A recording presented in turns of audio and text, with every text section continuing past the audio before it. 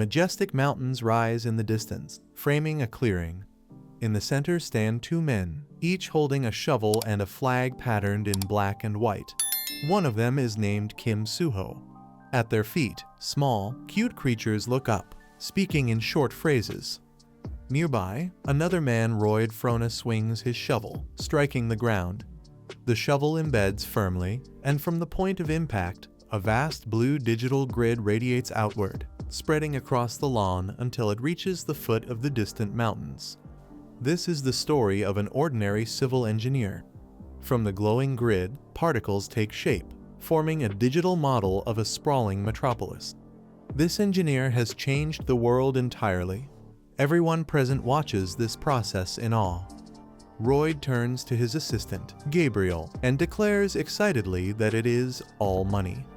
His laughter rings out, making Gabriel suspect he has lost his mind. A few years earlier, as the city lay under the glow of dusk, Royd received a mysterious message. It congratulated him for being chosen by the Absolute and granted him the right to make a wish. He had been resting with his head on the table when he noticed the message. The message continued. He had become one of the heroes of the novel The Steel Knight. This startled Royd. He had just finished reading that novel the day before. The message ended with wishes of inspiration and good luck. He was baffled. He wasn't drunk enough to dream something like this. Could this be an out-of-body transference, just like in so many web novels? Was he truly in another world?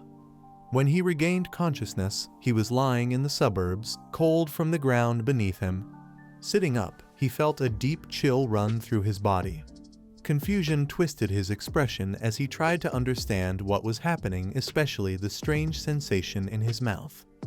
The message explained a change in condition, the curvature of his mouth, the result of sleeping outside.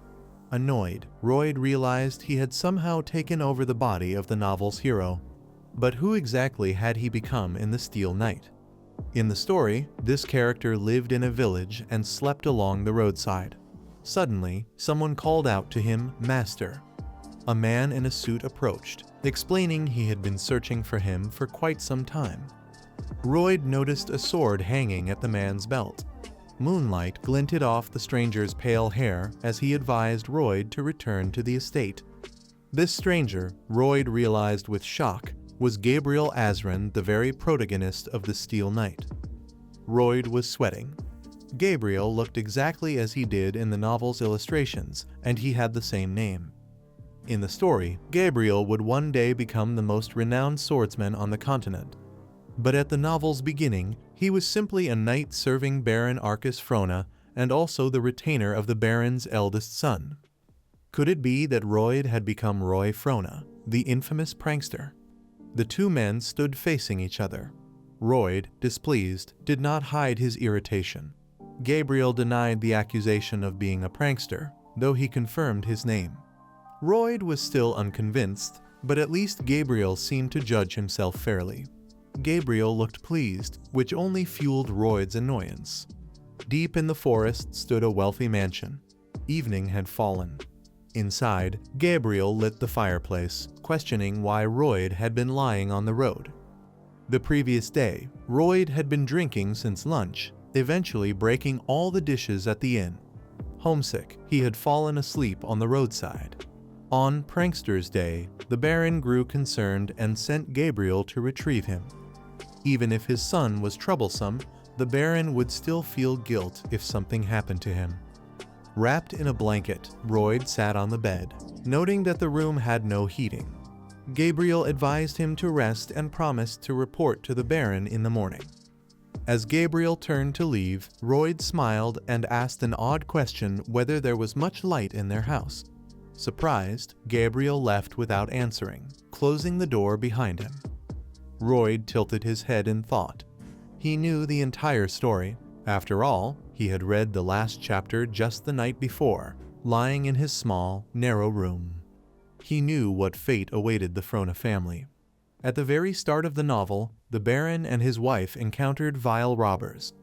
In an instant, they lost all their wealth and, in despair, decided to take their own lives hand in hand. Meanwhile, the surviving Frona heir would fall into despair, drowning himself in alcohol day after day. Thus, repeating the fate of his parents, the man was irritated by the fact that, despite being aristocrats, their lives were just as insignificant as they had been in Korea. Was it truly the Absolute at work, or someone else pulling the strings? He received a message stating that he had been chosen by the Absolute and granted the opportunity to make a wish. But why place him in this body? The next day, the weather in the city was beautifully clear. Sunlight streamed through the windows of the Fronter mansion. In the hallway, Marway Frona, a worried mother of the swarm, walked alongside Gabriel. She wished to know what had happened at the inn the previous evening, but Roy denied anything unusual, claiming he had been reading a novel at the time. Marway urged her husband to go and apologize. Roy immediately agreed to take responsibility for what had been done, stating that it was his body, and thus his responsibility. Both Marway and Gabriel were surprised by this uncharacteristic response. By midday, the sun hung high in the sky. On a street corner, an elderly man struggled to load hay into a cart. His attention was suddenly drawn to two men passing nearby Gabriel and Roy, walking casually. Roy noticed the loader abruptly hide behind the cart for no apparent reason. The two men were puzzled by this behavior. As they continued on, they saw other passers-by hurriedly avoiding them. Roy grew increasingly concerned. A little boy peeked from a window, only for his father to quickly pull him away and close it tight. Roy received a message that the villagers hated him, something he had already sensed. But why was Gabriel following him? Gabriel explained that he was assigned to watch over him, not to protect him, but to protect the townspeople from him. After all, the swarm was seen as a kind of scoundrel. Roy considered the need to improve his image, if not for pride, then at least to ensure he wouldn't go hungry in the future. Ideally, he could also resolve the family's debts, allowing him to live in prosperity as heir to the village owner. Inspecting his messenger, he searched for some hidden advantage and discovered his skills, being mischievous and drunk. Apparently, he could irritate others easily and become like a dog after drinking. Roy was infuriated by this description and waved his arms in frustration as he walked. Gabriel, watching him, asked where he was headed, since the inn was just ahead, the very place he wished to apologize for yesterday's incident. Roy replied that he was merely thinking. Gabriel studied him seriously, sensing something had changed, as though he were a different person entirely. Roy cautiously opened the inn door and glanced inside. Gabriel immediately noticed something was wrong. The floor was littered with broken wooden furniture, and a cracked wall bore a bull's skull mounted beside it. Sitting down, Roy addressed the innkeeper, saying he wished to apologize for his past mischief. The innkeeper seemed wary, perhaps even more unsettled by the fact that someone like Roy spoke respectfully. Changing tactics, the innkeeper responded with a slightly ruder tone, improper for the situation, but insisted there was no need to apologize. Roy was left embarrassed by this. Outside, white clouds drifted slowly across the sky. As they walked away, Roy noted that, despite the apology, the innkeeper's expression had not improved. Gabriel agreed, pointing out that all the broken furniture and dishes had been bought with hard-earned money, which should have been compensated. Roy bristled at this. He was already in debt and could not even maintain a respectable image in the eyes of the tenants. Still, Gabriel added that with the cold winter approaching, repayment would be all the more important. The health of the innkeeper's mother continued to deteriorate, and Roy had also caused some trouble. He remembered how cold it had been in the tractor and realized that a single fireplace could not adequately heat such a large building. For elderly people, surviving in this weather would be extremely difficult, at least until a proper floor heating system was invented. Suddenly, the swarm froze in place, his expression sharpening with intense focus. In his mind, the image of a light bulb appeared. It was as if an electric current surged through it, causing it to glow. Something had come to him, an idea. The light bulb began emitting bright electric discharges, which transformed into shimmering green particles that scattered in all directions, forming intricate structures made of blocks. Royd quickly realized that underfloor heating systems did not exist in this world, and if he could create one, it would sell instantly. For the foolish Royd Frona, such a thought would have been impossible. But for Kim Suo now in Royd's body, it was entirely within reach. After all, he was a civil engineer. During his time in the army, he had even tried building a house on his own, working tirelessly day and night at construction sites. Yes, this was exactly how he would pay off all the Baron's family debts. Fueled with enthusiasm, Royd turned to Gabriel and announced that they were returning to the inn to secure their first order. At that moment, he received a message marking the beginning of his true journey, along with the introduction of something called RP relationship points with others which were currently at 0. Royd considered the message, suspecting it to be part of some kind of experience, even though nothing had been explained to him. Another message followed, clarifying that he could earn RP by improving his relationships with the main characters.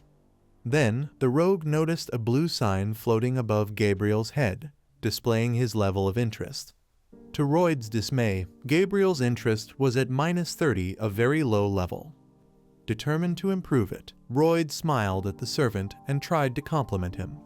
Unfortunately, Gabriel's interest dropped by another point. Defeated, Royd decided to leave the matter for later, rather than risk making it worse. Soon after, he prepared a contract for the beer tavern. Carefully filling it out, he listed the innkeeper as the customer and himself as the contractor, stating that all construction costs would be deducted from the compensation owed for the earlier damage. Royd extended his pen to the owner for a signature.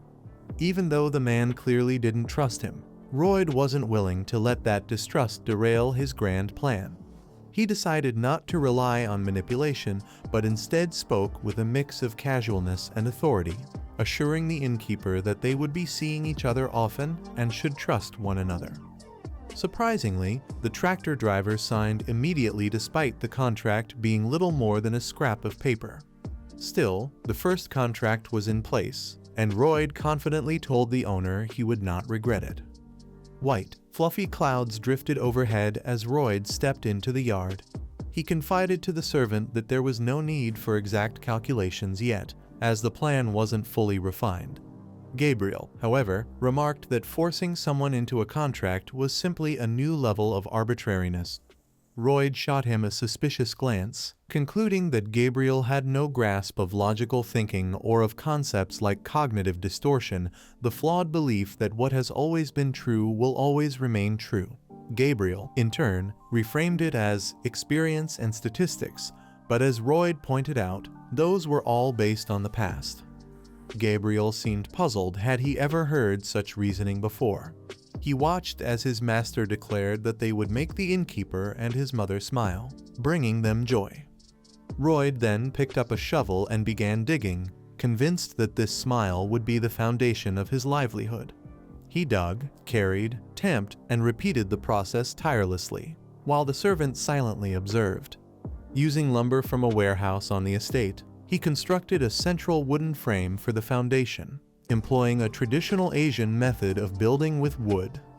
After applying the river clay, the hull was finally complete. Roy lay sprawled on the ground, chastising his body for its weakness, while Gabriel was astonished by the speed of construction. In 3 stages, and despite an entire week having already passed, Gabriel seriously wondered where Roy had learned such building skills. Had Bay and Roy Frona truly decided to honor their agreement?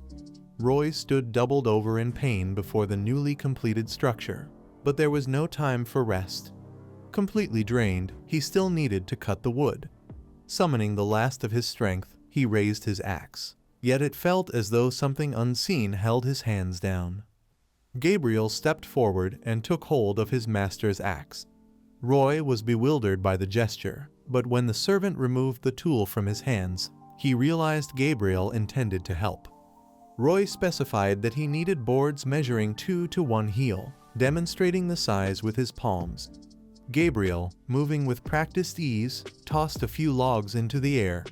With sharp, precise swings, he struck them midair, cutting them cleanly into perfectly sized boards that fell neatly to the ground. Roy stood frozen, jaw slack in disbelief at the display. To him, Gabriel was no ordinary servant, he was a true master of the blade, one who required no modern tools. Smiling, Roy placed a hand on Gabriel's shoulder and remarked that, once finished here, Gabriel could assist with digging. Gabriel was taken aback that his master offered no thanks and instead gave him more work. He had almost forgotten Roy's personality. Clearly, the man's help came from self-interest. Someday, he thought, Roy would certainly deceive someone again. But Roy's urgency was genuine, he wanted to see the completed results as soon as possible. The only way forward was for both men to work together. Though embarrassed by Roy's manner, Gabriel reasoned that while his master had shown some changes in recent days, he still couldn't trust him fully. The only way to test this was to finish the construction side by side. Sweat streamed down Gabriel's forehead as he dug with unwavering focus. Roy, though exhausted, kept pace beside him. Dirt flew from beneath their shovels until, at last, Roy stopped. His shovel was planted firmly in the ground. Together, they stood and looked at the finished house. Roy declared with confidence that the construction was complete. Gabriel pointed to a symbol on the roof and asked what it meant. Roy explained that it was his brand logo. To test his creation and to reveal his trick to the innkeeper, Roy set his plan into motion. From a nearby dense forest, he fetched firewood and lit a blaze in a specially designed pit within the house's foundation. Soon, smoke drifted from the chimney above. Inside, the innkeeper and his elderly mother sat on the warm floor, their bodies relaxing in comfort. The old woman's long, aching joints eased, and the innkeeper could hardly believe such a thing was possible. Roy was satisfied floor heating in this world would seem like pure magic. The innkeeper expressed heartfelt gratitude for the joy brought to his mother. Gabriel was taken aback. Just as Roy had predicted, they were smiling, truly smiling. Could Roy have done all this simply to see such expressions? It seemed impossible. Roy was not the type. And yet, the villagers' warmth was genuine. They were sincerely happy. Because their relationship had improved, Roy also gained 36 points. Reading this pleased him. Perhaps Gabriel's opinion of him had shifted, even if just slightly. Regardless, the first order had been fulfilled. Despite still being in the red, he had completed this model home as an advertisement for his services. Within days, a line of townsfolk gathered outside, eager to experience the innovation. Each left claiming they felt as though they had nearly melted from comfort. Roy sat at a nearby table, offering to install similar rooms in their homes. 2 models were available, one for a single room and one for a complete house renovation. Discounts were offered. One skeptical peasant hesitated, uncertain whether to trust Roy. The man emphasized the importance of mutual trust and reminded the buyer that the cost was modest. As Roy spoke, someone unexpected approached his father, Eros Frona, curiosity written on his face. His interest level in Roy was 20. Roy had not anticipated seeing him here. Later, in the grand dining hall of the Frona family estate, Roy sat at the long table, sharing lunch with his father. The man looked at his father. He had been avoiding him for so long, and now, if his father forbade him from building, what would he do? His thoughts were interrupted when his father said he was ready to hear him out. The father wanted to know what Roy had come up with this time. Roy explained that the innkeeper had commissioned him to create a heating system, and he had completed the build. Now, he was making contracts with other residents of the town. But to his father, the people of the town were incredibly important and valuable, and he would not forgive any deception against them.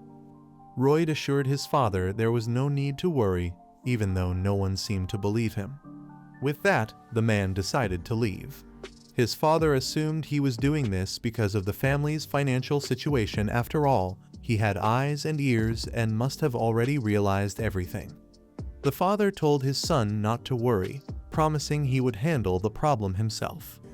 At that moment, Royd remembered hearing these same words before back when his father had told him everything was fine and that his main concern should be his studies.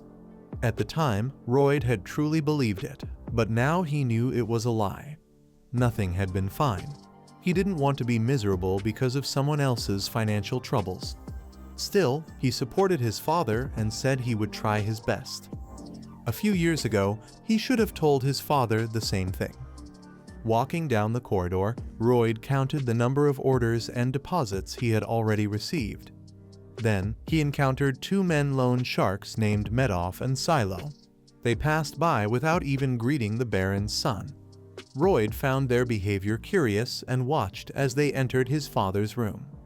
Inside, the moneylenders expressed their dissatisfaction with a payment delay of more than 5 days. They warned that if payments continued to be late, they would not sit idly by. Arrows was embarrassed. Silo suggested they could sell household items to raise the money. From the doorway, Swarm observed the scene. Just then, the moneylenders arrived in perfect timing for what he needed.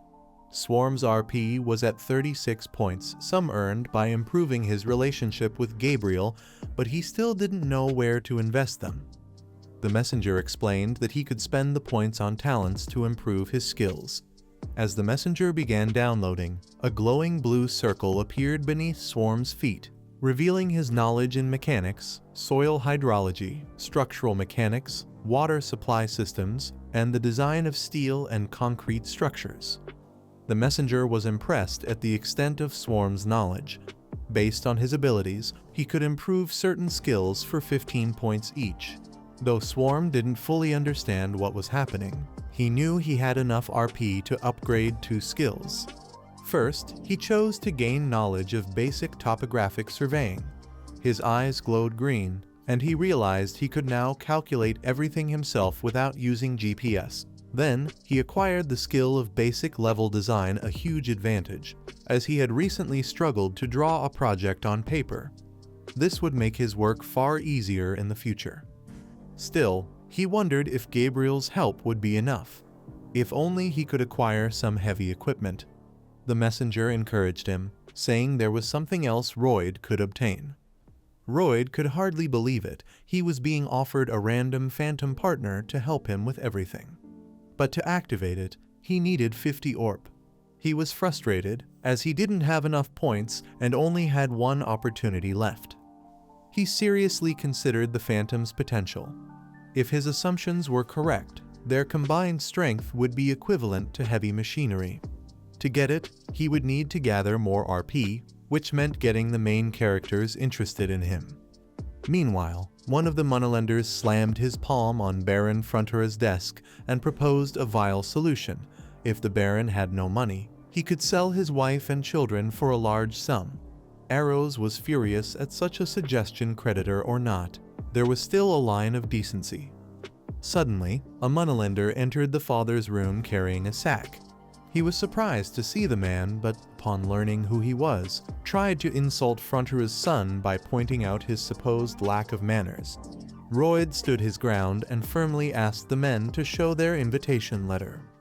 At first, the men did not understand what he was talking about. Roy supported his argument by citing an article from the kingdom's basic law, which concerned protecting the interests of the aristocracy. In this particular situation, their visit without an official invitation letter was legally defined as an invasion. The men, now outraged, began shouting that his claim was nonsense, and that no one had ever heard of such a law. To avoid making an unfounded statement, Roy proposed that they verify the law together. One of the men called for a servant. Gabriel entered the Baron's room, already prepared, with his hand resting on the hilt of his sword. Roy, visibly angered, ordered him to cut off the invader's hand. The men froze in fear, assuming he had gone mad. Ross suggested confirming whether such a law truly existed and, more importantly, whose side the court would take. Gabriel then sheathed his sword. The hostile men were left stunned and bewildered by this unexpected turn of events. Fearful, they left, muttering threats and vowing to cause trouble for the swarm. They intended to make him regret what had happened. The door slammed shut with a loud echo. Roy felt a surge of pride at his victory. The Baron turned to his son and his servant, demanding to know the meaning of their actions. In his view, this was a situation where they should have been pleading for mercy rather than escalating tensions. Roy silently placed a sack on the table before his father. The Baron examined it, realizing that at first, his son had intended to take the entire deposit and hand it over. However, this sum was enough to cover the month's interest payments. The Baron assumed Roy had collected the money from the townsfolk, but Gabriel reassured him that there was no need for concern. He would personally ensure Roy fulfilled the contract's terms. Observing Gabriel's confidence, the Baron realized the servant had complete trust in the swarm. It was time to leave. As they walked through the estate's corridor, Gabriel asked how the swarm knew such laws, as he had always considered him short-sighted. Roy replied vaguely that he had heard it somewhere and that it was entirely true. Gabriel explained that, in the novel, after the Baron and his wife passed away, 2 moneylenders tried to seize and sell their bodies. At that time, Gabriel had reminded them of an article from the kingdom's basic law, then promptly executed them with his sword. The court had fully acquitted him. For Roy, possessing knowledge of the novel's events was an undeniable advantage. At that moment, he received a notification. Baron Frontera's interest in him had risen by 6 points. Having strengthened his relationship with the main character, he gained 60 points, bringing his total to 61 exactly as he had planned. The Phantom was already waiting for him. The full moon shone brightly in the night sky. At dusk, Roy stood on the training ground, preparing for what was to come. Ensuring no one else was around, the messenger offered him a chance to make a random draw for a fantastic creature. One attempt cost 50 RP. Roy accepted. Suddenly, a green flash appeared beside him, its particles forming intricate gears that rotated together like a single mechanism. As the gears expanded and interlocked, they generated new elements.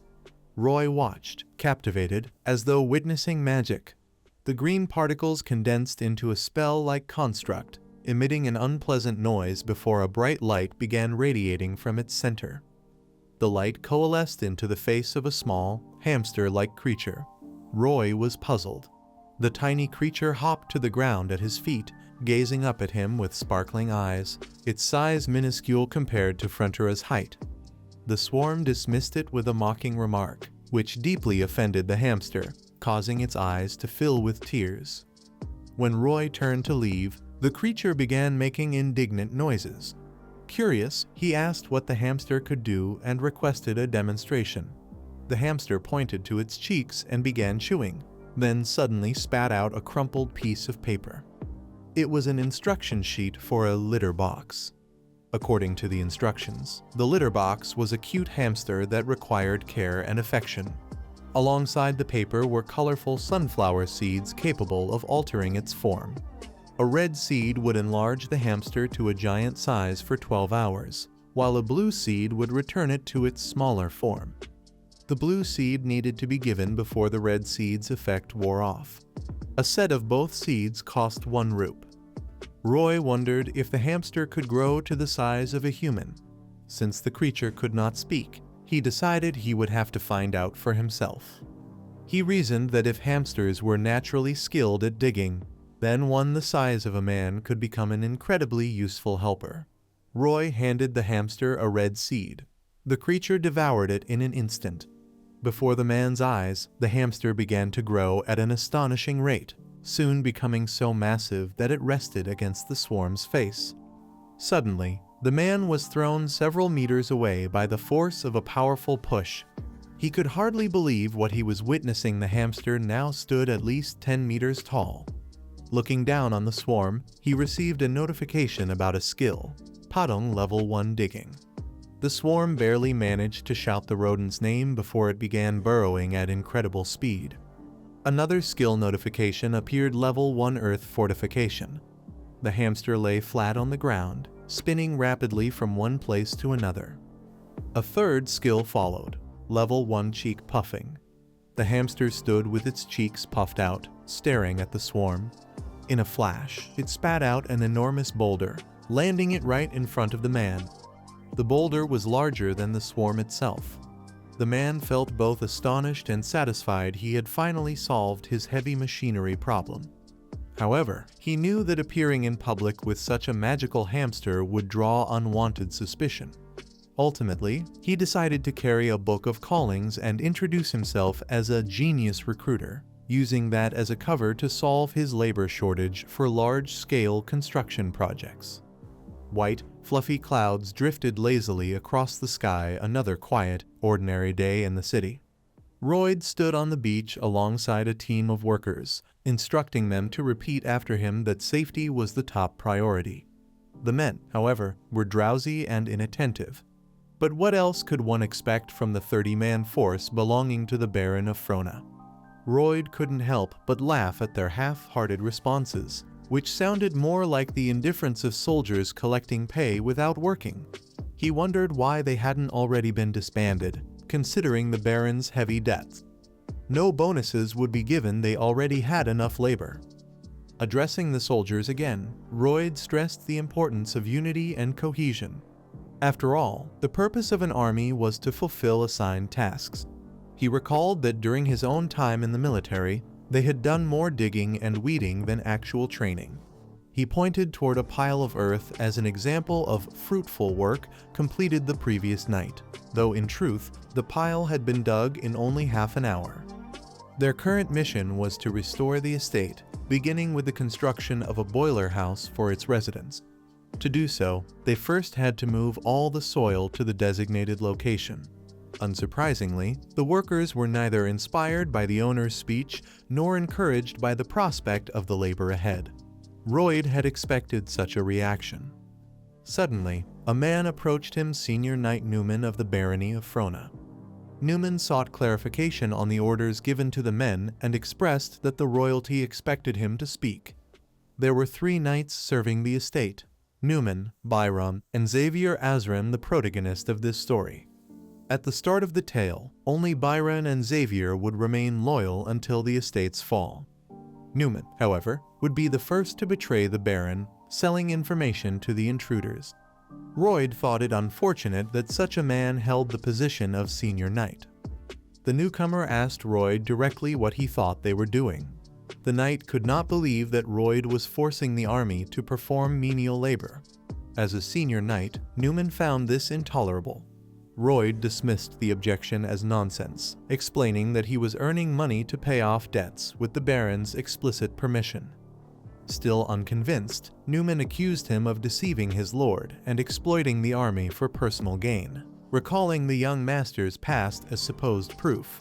Royd closed his eyes at the accusation, then, after a moment, smiled and agreed mockingly that Newman was correct. He added that it was obvious just by looking at Newman's poor endurance. If the man tried playing an online game, he would fail within a minute. Without further warning, Royd picked up a shovel from the ground. In one swift motion, he swung it toward Newman. The workers stood frozen in shock at what they had just witnessed. Newman could barely shield himself from the clouds of dirt that flew at his face. The smile on the swarm's face remained unwavering as the dust settled on the knight's shoes. Newman was furious. He called the man a scoundrel who was trying to tarnish the knight's reputation, though he also considered him a foolish son of an almost bankrupt baron. Roy assumed the knight wanted to throw away his regalia and challenge him to a fight. The man picked up a shovel, twirling it in his hands, and instantly shifted into a fighting stance. He pointed the end of the shovel at Newman, declaring he had no objection to a duel. In response, the knight warned that he would regret it. A month later, Roy and the knight gathered for the duel. Gabriel asked his master if he was truly confident in his victory. Sitting on his bed, Roy admitted he was not confident at all after all. His opponent was known as the Heart of Man, a junior sword expert, while he himself was merely a lazy man with no real ability to resist such skill. In Roy's opinion, Gabriel's question lacked thought. The servant could barely stop himself from reaching for his own sword, resisting the urge to fight back. He could hardly believe Roy had thrown dirt into Newman's face and even gone so far as to request a duel. Perhaps Roy simply wanted to play the scoundrel again. Yet it was Roy himself who had devised this money-making scheme, petitioned the Baron for a favor, and ultimately used it as a pretext to remove an opponent. By this time, Roy had appointed Knight Byron as a temporary manager and placed him in charge of a team of workers. Despite this, Gabriel still doubted his master's uncertainty about the duel. The servant fought to suppress his frustration and avoid harming his master. Breaking Gabriel's train of thought, Roy requested a favor. He wanted to be taught how to wield a sword. Gabriel refused outright. First, his duty was to protect the young master, not train him. Second, he compared Roy to a sack, meaning that if a sack learned swordsmanship, it would only become more dangerous to those around it. Roy was disheartened by the refusal. In an attempt to persuade him, Roy offered to help cure Gabriel's insomnia in exchange for fencing lessons. Gabriel was taken aback, wondering how Roy had learned of his condition. Roy explained he knew from the novel The Knight of Steel, and also understood its cause. In the novel, knights are divided into 4 ranks: least expert, middle, highest, and master of the sword. Gabriel currently ranked as a highest sword expert and was close to becoming a sword master. His insomnia, Roy explained, was due to the sword master syndrome, a condition stemming from inhumanly sensitive nerves. Naturally, people in the countryside, including Gabriel himself, had never heard of such a thing. Seeing the exhaustion in Gabriel's face, Roy proposed his deal again. With a heavy sigh, Gabriel agreed, confident his master would lose anyway.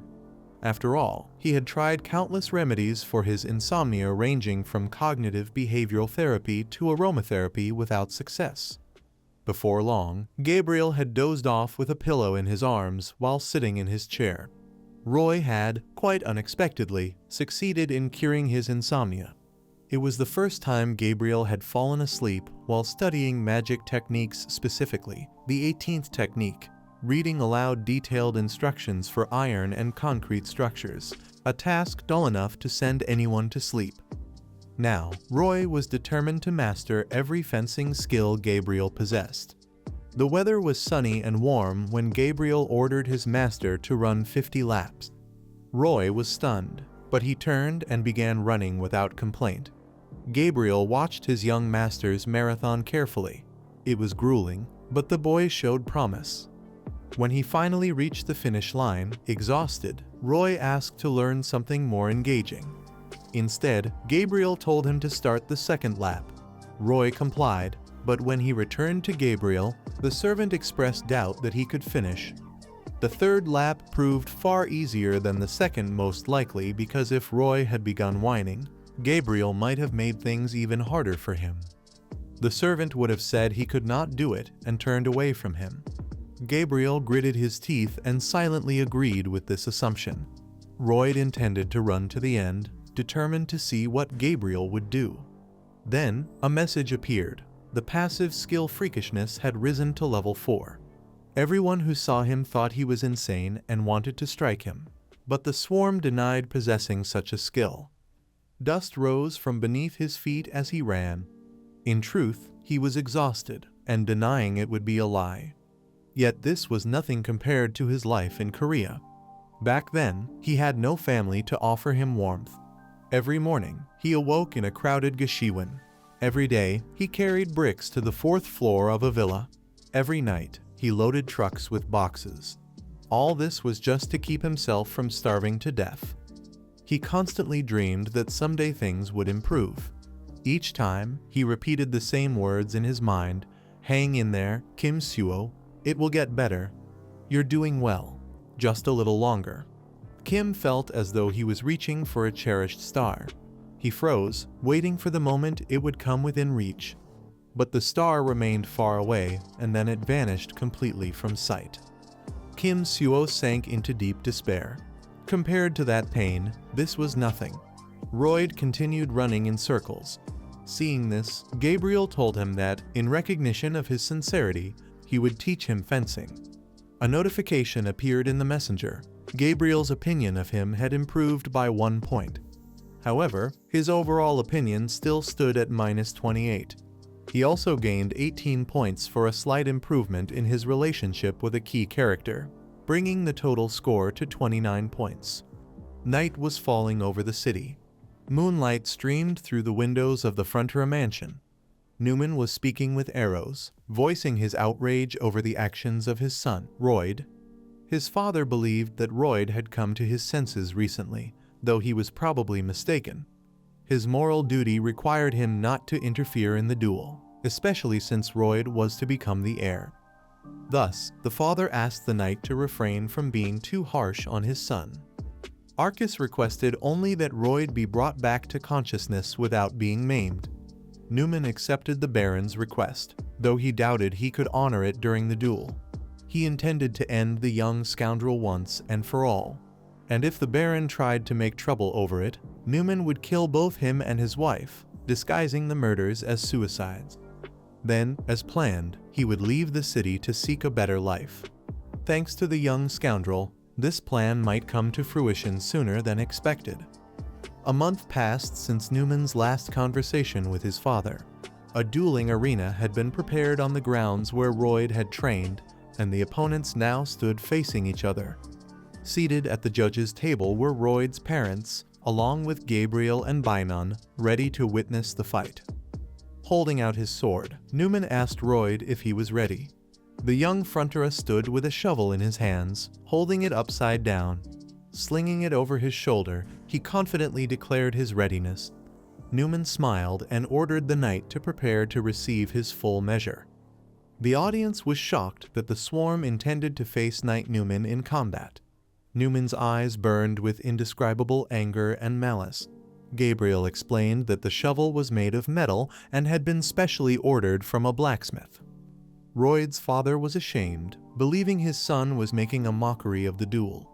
Gabriel, however, did not see it as a joke. He recalled the past month. The young man had woken early each morning for general exercises without complaint, then headed to the construction site to instruct the village engineers on the boiler room, and afterward had practiced swordsmanship until his legs could no longer support him. This was not the conduct of someone jesting.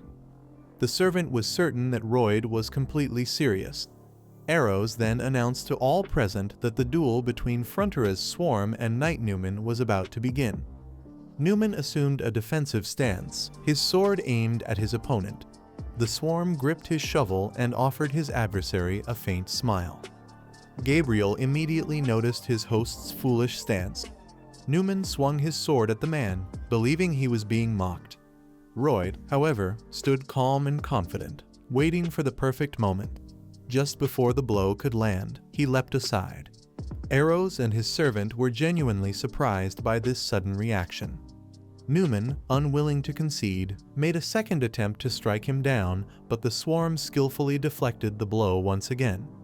It was an impressive and highly effective maneuver, a genuine battlefield technique. It was as though his swordsmanship had suddenly improved after years of stagnation.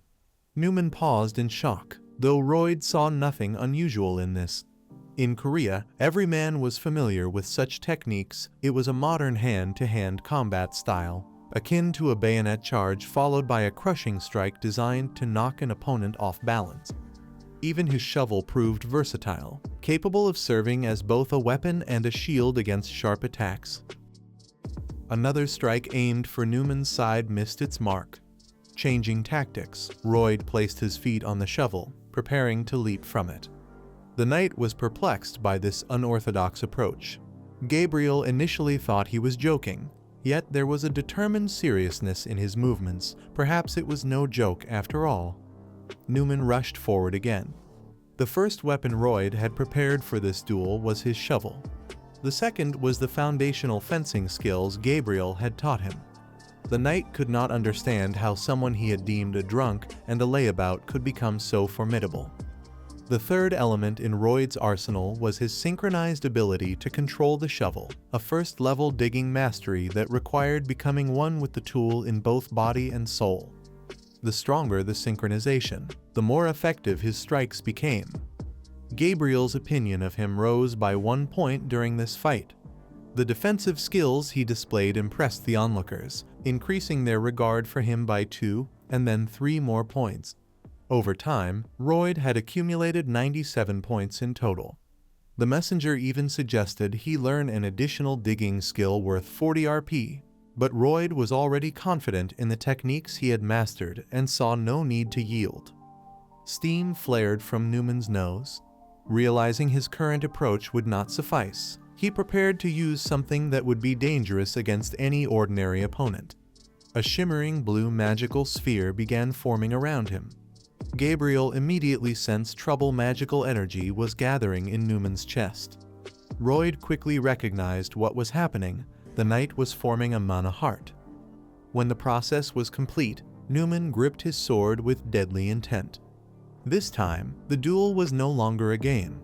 Sparks of rage seemed to fly from his eyes as he unleashed a powerful strike toward Royd. Gabriel knew it typically took at least 5 years to cultivate a mana heart, and he doubted the young master could withstand such an attack. The knight's blade came perilously close to Royd's body. His parents cried out in alarm, yet Royd held his ground. Newman sought to finish him in that moment, but the swarm's son, armed only with his shovel, absorbed the force of the devastating strike. Newman could not comprehend how his opponent had endured it until he felt his own strength draining away. This was the 4th technique Royd had prepared, the mana drain method that had once made Gabriel Xavier the strongest warrior in the novel The Azran CT technique. By linking sword and shovel, Royd siphoned away all of Newman's mana into himself. The knight was stunned to realize his mana had been completely depleted. Focusing with absolute precision, Royd delivered a powerful shovel strike. The blade sank into the knight's face as if through butter, sending a snow-white tooth spinning into the air. Before Newman could react, another tooth followed.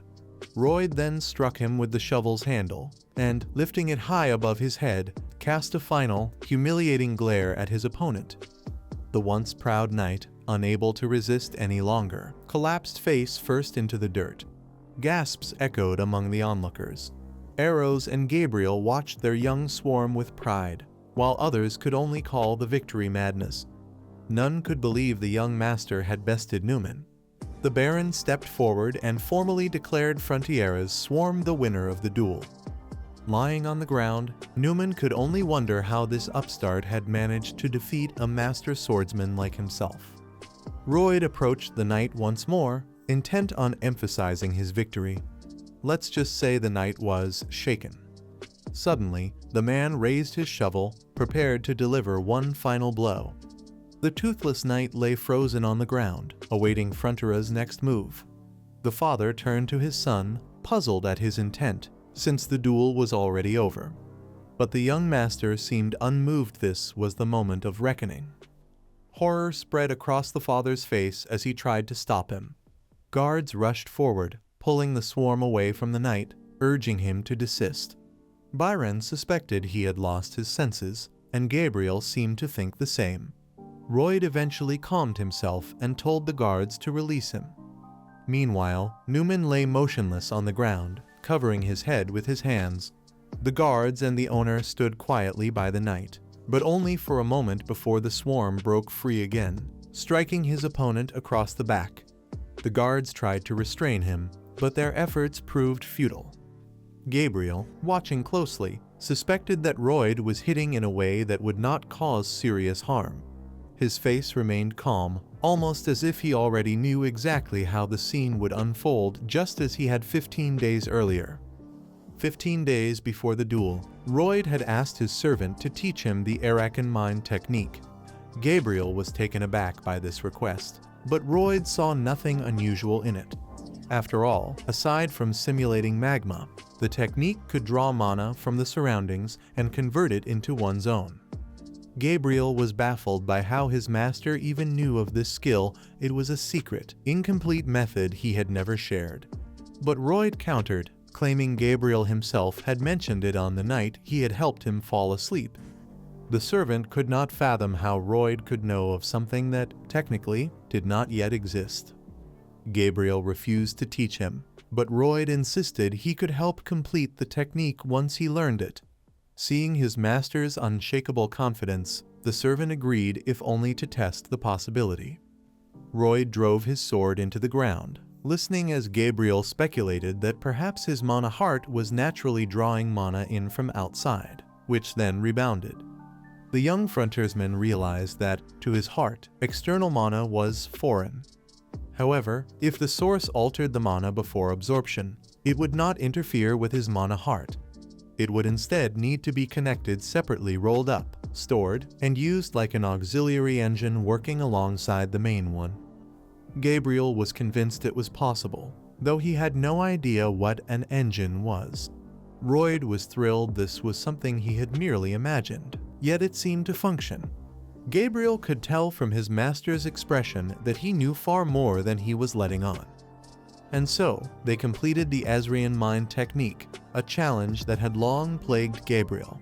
From his first attempt onward, Royd's counter capacity increased to 3.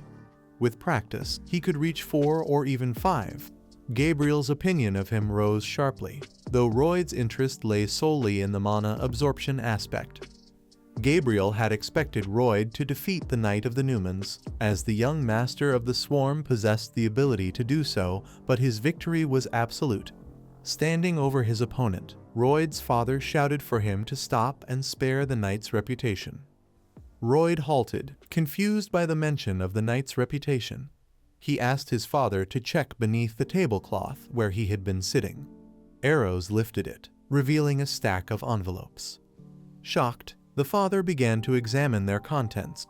Royd explained that the letters were sent to a scoundrel who had been sabotaging the Baron's estate, and that this knight, Newman, had written them. The letters detailed estate events, the Baron's preferences, and even instructions for forging property documents.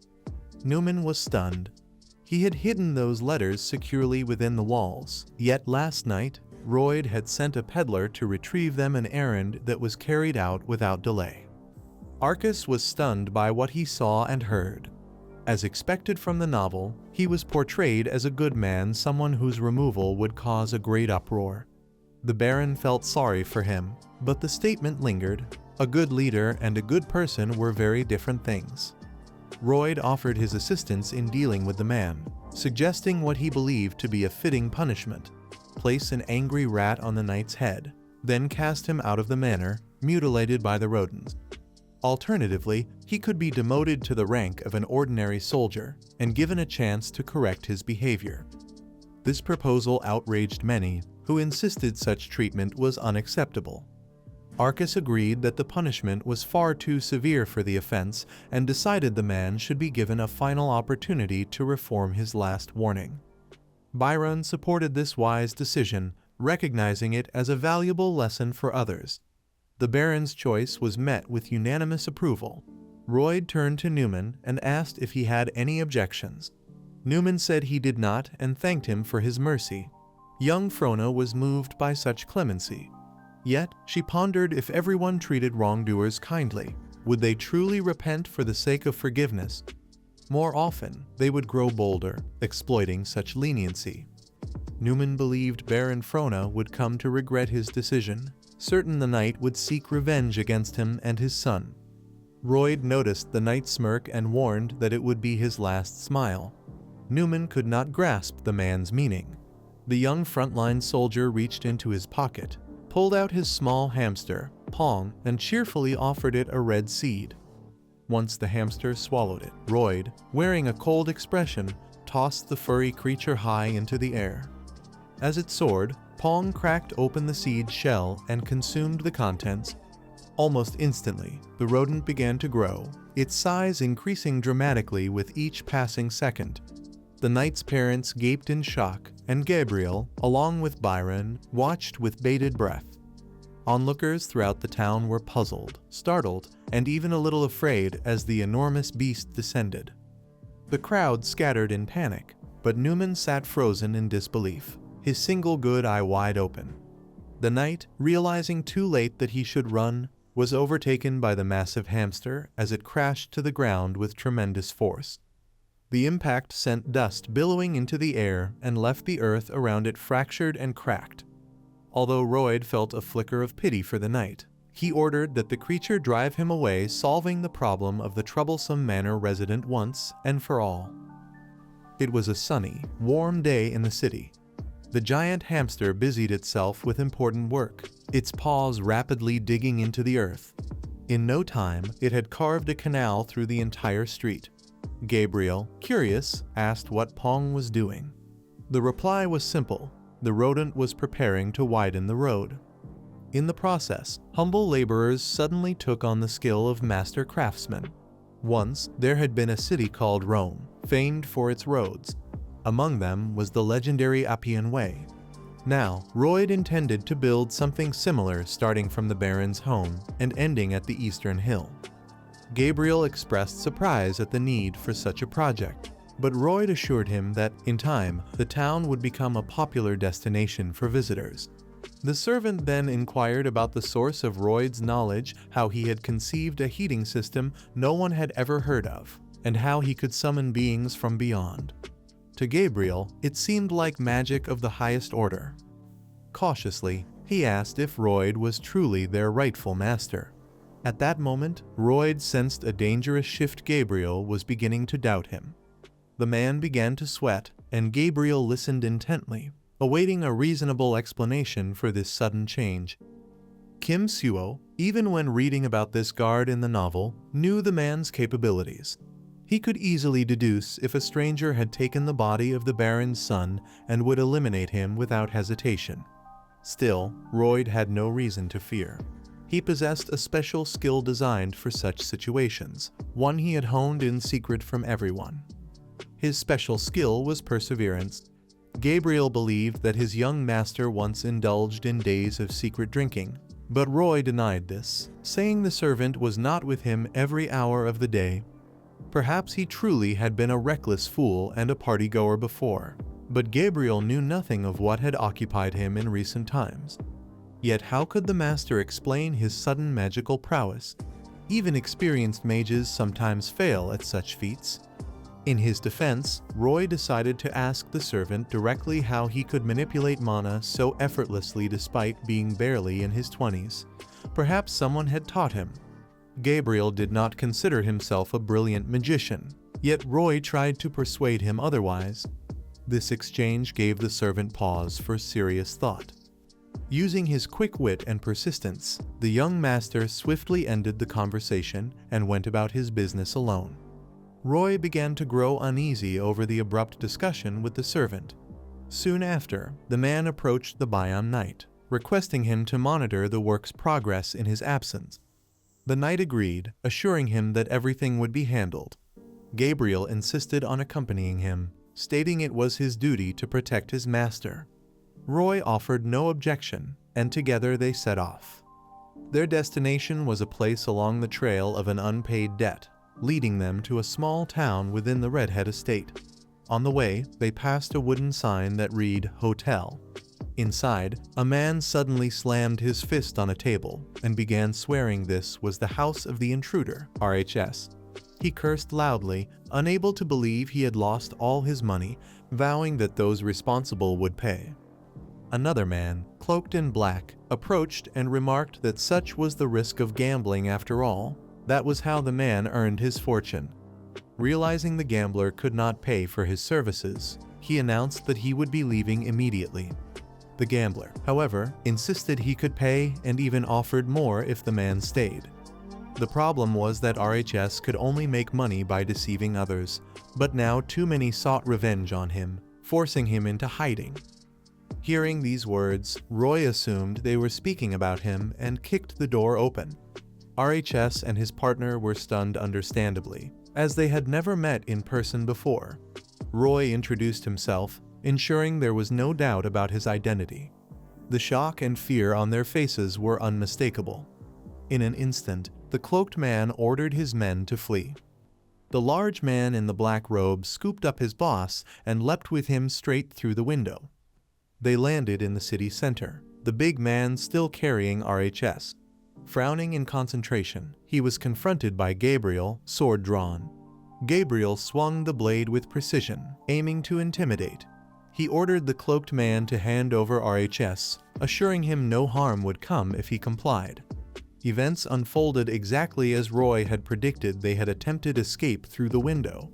Roy instructed Gabriel to remain there. The man in the black robe, visibly angered, asked if Gabriel even knew how to wield a sword. His eyes turned white, and a swirling mass of black and red magic formed in his hands. Since the Baron's death, Xavier sought only revenge. He now faced a duel against RHS's personal bodyguard, a criminal whose trail he had pursued. This was also his first battle with a dark wizard, and resisting the pull of gravity magic was no easy feat. The cloaked man hurled magic bullets at Gabriel, one after another. But with supreme skill, Gabriel deflected each attack, the dark magic shattering into fragments that scattered into the air. Standing his ground with unwavering confidence, Gabriel locked eyes with the wizard. According to the plan, the enemy was to be eliminated. Gabriel's fist struck toward his opponent's face, but at that moment, the servant managed to rise to his feet. In the novel, Xavier fought the bastard while still only a mere weapon specialist. When the magician looked at him, he was visibly surprised. He saw Xavier's heart of mana and turned pale. After all, the real Xavier possessed a heart of mana with a triple ring encircling it. With renewed strength, Gabriel took a swing with his sword. Then he noticed something. Did the man have magic that could control gravity? Mother had no choice but to aim her fist in Gabriel's direction, but in an instant, he was in the air. Even though they hadn't agreed to that, RHS only had time to reach out to his assistant to stop him, but Gabriel was faster. Gabriel turned to RHS and asked if he knew what happened to people who cheated honest men. The criminal was terrified and unable to respond. The servant drove him into a dead end. Unable to escape, the man stumbled and fell into a pile of barrels. Gabriel intended to leave him without legs so that he would be forced to crawl to court on all fours. RHS tried to cover his face with his hand.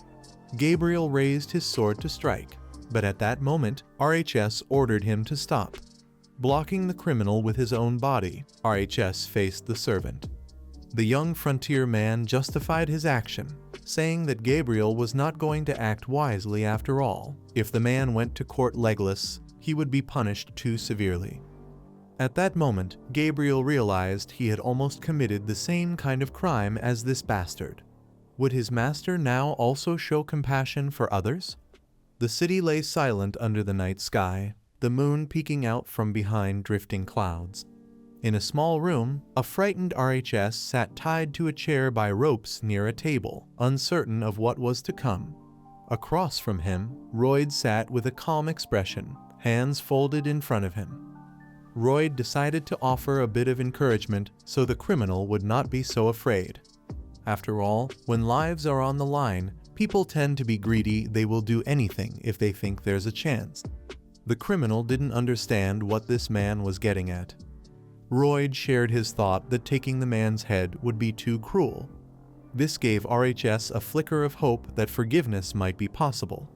The young frontline soldier wanted to ensure the money was returned. RHS agreed, but only on the condition that he first receive forgiveness. The owner graciously agreed, saying that forgiveness was the essence of their existence. RHS still could not fully grasp the man's true intentions, but suddenly, Royd added one more condition. The criminal, desperate for release, was willing to do anything for forgiveness. All he had to do was sign the contract brought by the swarm. The man explained it was a standard labor contract, one that even came with a salary. However, there was a catch. 80% of his pay would be deducted to repay his debt to the owner. RHS was far from amused by this clause. At such a rate, it would take 520 years to pay off the swarm. It was not an appealing prospect, as the debt was enormous. As Gabriel had expected, his master had not come to offer sympathy or pardon. But the young front man was not foolish enough to kill someone who owed him money. Such a rash act would serve no purpose.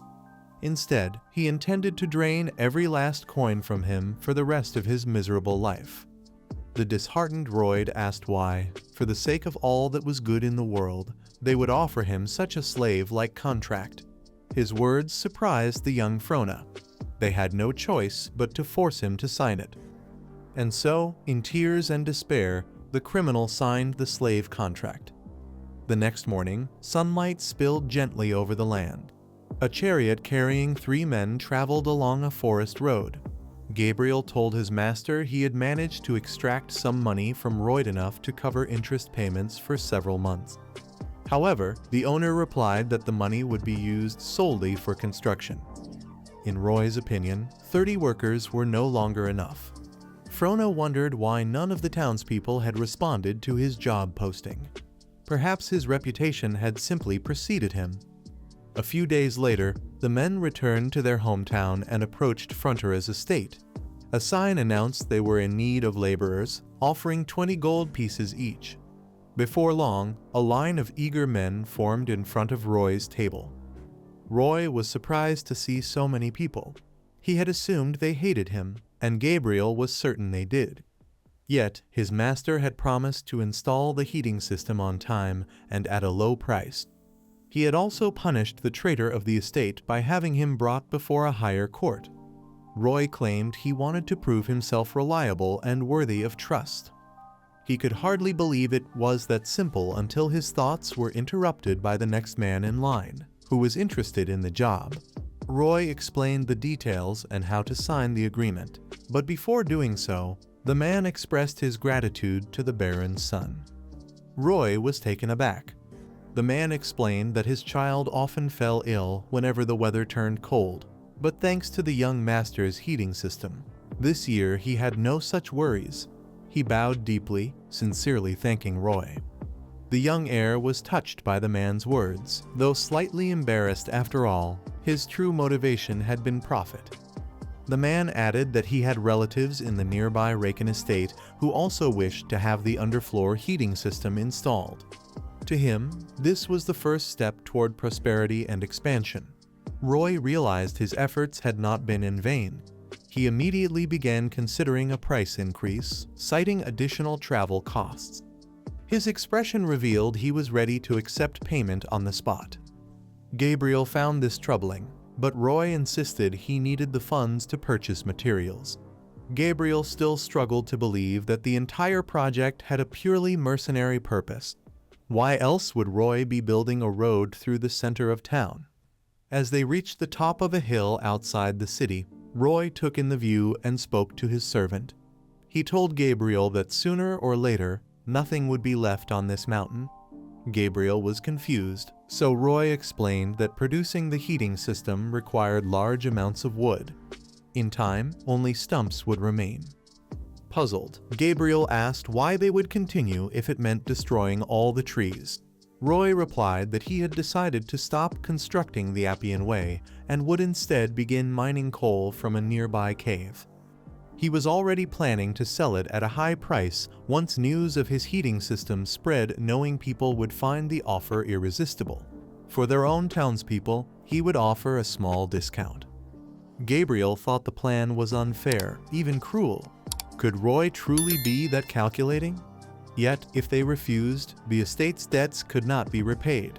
Gabriel understood this, but still believed Frona's views were wrong. He warned his master, noting that the Baron knew nothing of these plans and would not let them go unchallenged. In the past, others had tried mining coal, but the unstable ground had caused repeated collapses. Roy, however, remained optimistic, confident that modern earthwork techniques could prevent such disasters. He spoke of the shield method, a movable, prefabricated metal structure that ensured safe mining operations and created permanent fortifications. Roy was eager to proceed, convinced that he and Gabriel had great things to accomplish. Although Gabriel had never seen this new technology, he was curious about what his ambitious master might achieve. The two decided to return home. The entrance to the old mineral cave was almost completely blocked by stone, yet it stretched tens of meters into the hollow. From the darkness emerged a strange creature, its long, thin, sensitive antennae twitching. In the shadows beyond, the red eyes of other creatures glimmered. They were giant ants. A whole army of them appeared, each with sharp pointed jaws and large, glowing red eyes. They were all drawn to the scent of new prey from outside. Roy clapped his hands together in concentration and began forming a magic symbol with his fingers. He gathered energy and transformed it into a massive beam of light, launching it into the sky. As he did so, he imagined living in the finest apartment in one of Seoul's wealthiest neighborhoods. The magical stream soared high above the clouds, disappearing beyond the horizon, leaving behind only a faint star. In his mind, he was standing before the grandest house in Seoul's richest district. He wished it were real, but unfortunately, Roy didn't possess that kind of incredible power. In reality, Frenner was at his desk, sketching blueprints for a plan to create an underground exit using his own magic. He had invested a great deal of time in this work, though he soon received a message that reminded him he only possessed a single skill: intermediate design. He wished for 100 hardy workers to assist him without cost, though he still appreciated his blueprint drawing ability. Thanks to his involvement in the incident with Newman, he had earned 639 RP and left a strong impression on the Baron, Baroness Gabriel, and others. Roy invested these points into upgrading his skills, allowing him to acquire new ones. He soon returned to the cave to determine where to dig. Among his new abilities was mid-level underground scanning, which let him see a distance of 5 meters beneath the surface. It was enough to guide him in finding the correct path, but one major problem remained: digging a passage quickly. Ordinary people would tire too easily performing such grueling work. Pak was no help, having fallen ill during the road's construction. Even if he had recovered, his massive size made it far too risky to involve him. Left with no other choice, Roy used the messenger to summon a random mystical creature. He had enough points to do so, and soon a glowing magic portal appeared before him. From its light emerged a small head topped with a bow. Moments later, a tiny pink creature with a bell on its tail tumbled onto the road. She quickly stood, gazing at her new master with bright eyes, letting out cheerful bell-like sounds. Roy was stunned that such a cute being could be described as a ruthless machine. Despite her innocent appearance, he suspected she carried poison in her teeth. After all, the Podon had also seemed harmless at first. Still, he believed this new companion could prove valuable. Roy asked if she could grow in size using a red sunflower seed. She confirmed this and revealed she also had her own unique superpower. When he asked her to demonstrate, she responded with a smile. Weeks later, the giant bellflower creature devoured the earth as it tunneled deeper, its body shielded within the cave. In addition to its ability to resize, it had acquired earth excavation and soil cultivation, both at the first level. Standing behind the massive creature, Roy gave orders. Xavier prepared himself while Gabriel, already drenched in sweat, gripped his sword tightly. When the bellflower unleashed scorching metal projectiles, Xavier swiftly sliced through them with his skill, shaping identical tubes from the fragments. Using tools and fire, the blacksmith forged the tubes into sturdy supports. But then came the harsh reality. Gabriel struggled to understand why someone like him was forced to handle the secretions of a colossal snake. Roy, despite also dripping with sweat, led every step of the process with confidence. Together with Gabriel and the serpent, the team pressed deeper into the rock. Yet, as the tunnel stretched further, the lack of oxygen began to take its toll. Roy's head spun as dizziness set in. If they hadn't installed a pipe to bring in oxygen, everyone would have passed out long ago. Gabriel remarked that the owner, like the other workers, needed rest. Roy refused, insisting he had to oversee the work process, as a proper supervisor should. In Korea, many managers only talk, and sometimes Roy encountered bosses who had never even visited their own work sites. At that moment, the young frontline worker promised himself he would never be like that. He would personally monitor every process. Using his internal scanner, Roy detected something within the rock. It was the coal they had been searching for. He proudly announced to the workers that they had almost reached their goal, and only a little more effort was needed. One man thanked the snake for the belt, explaining that with its help, they had finished the job 10 times faster. The owner then declared that once they reached the coal seam, they would dismantle the shield to expand the space. Since it was a dangerous area, everyone had to remain extremely cautious. Suddenly, a strange knocking sound echoed from the ground behind them, drawing the attention of the robot. Mr. Frona was puzzled, as the city's ground was solid and should not collapse. He began scanning underground to investigate the noise. Moments later, a hole appeared where none had been before, and it grew larger before their eyes. Suddenly, a massive mutant ant emerged, terrifying everyone. Before Roy could react, the creature cornered him. Gabriel, always on guard, wasted no time. He drew his sword and sliced off the ant's giant pincers. Snapping back to his senses, the young frontman grabbed a shovel and rushed to help his servant. Fueled by rage and determination, he struck the monstrous creature until it was defeated. Though much larger than the men, the mutant was slain.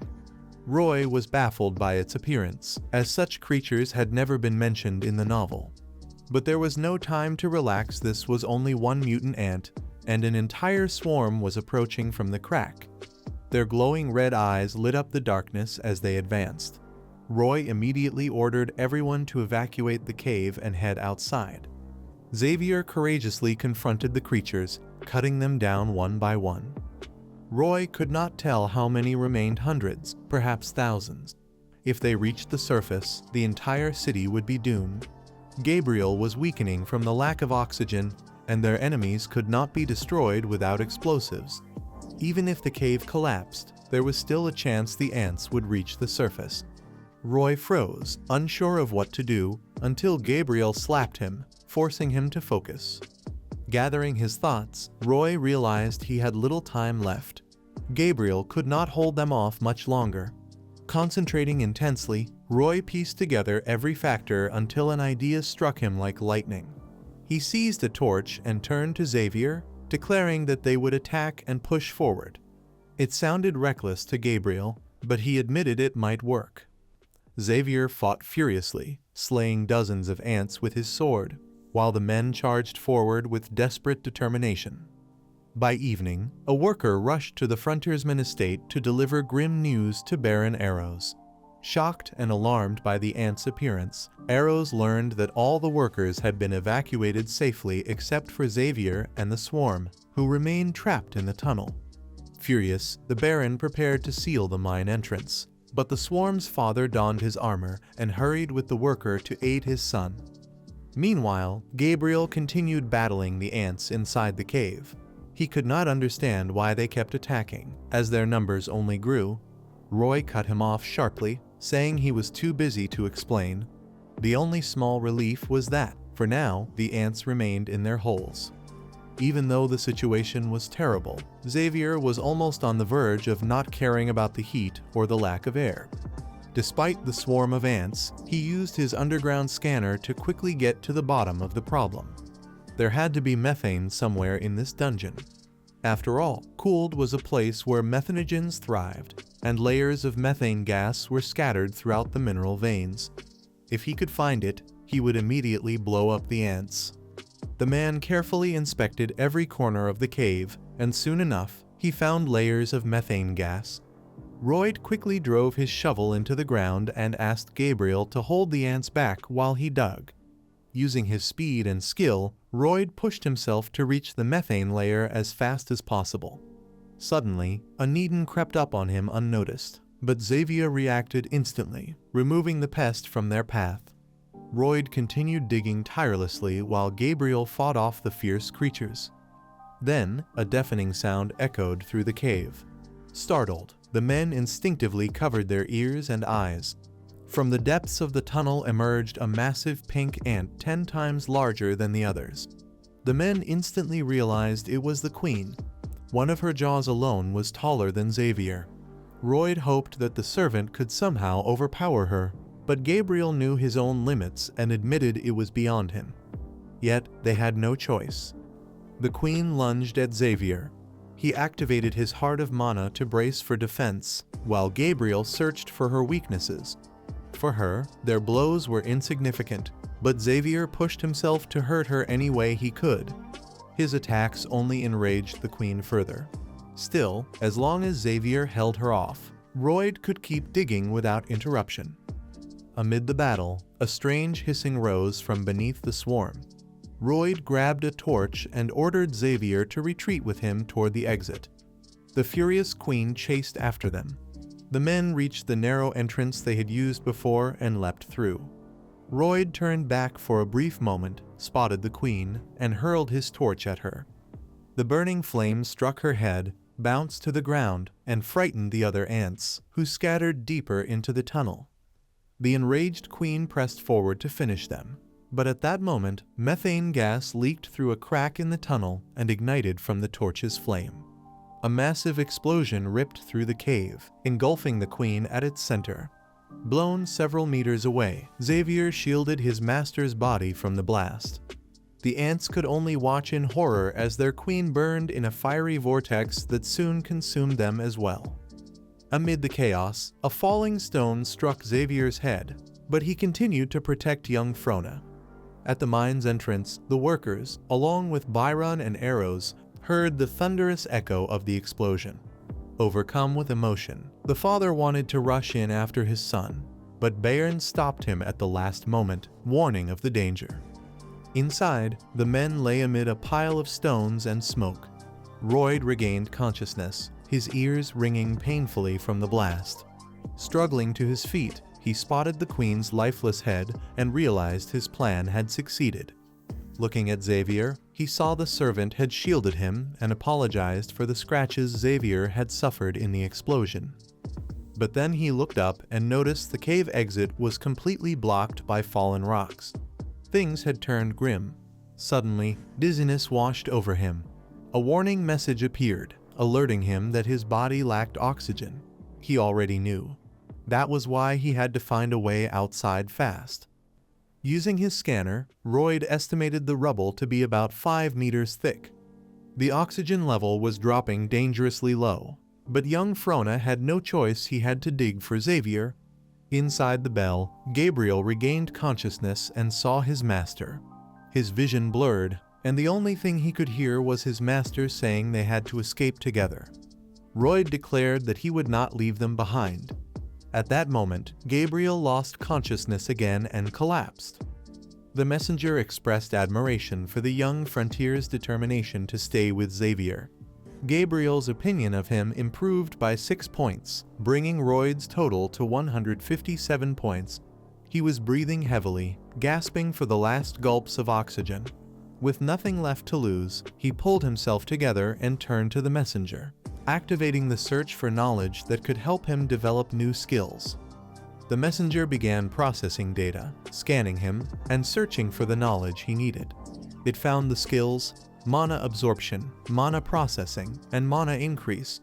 By combining them, Royd could master the Azran core technique. This was exactly what he needed.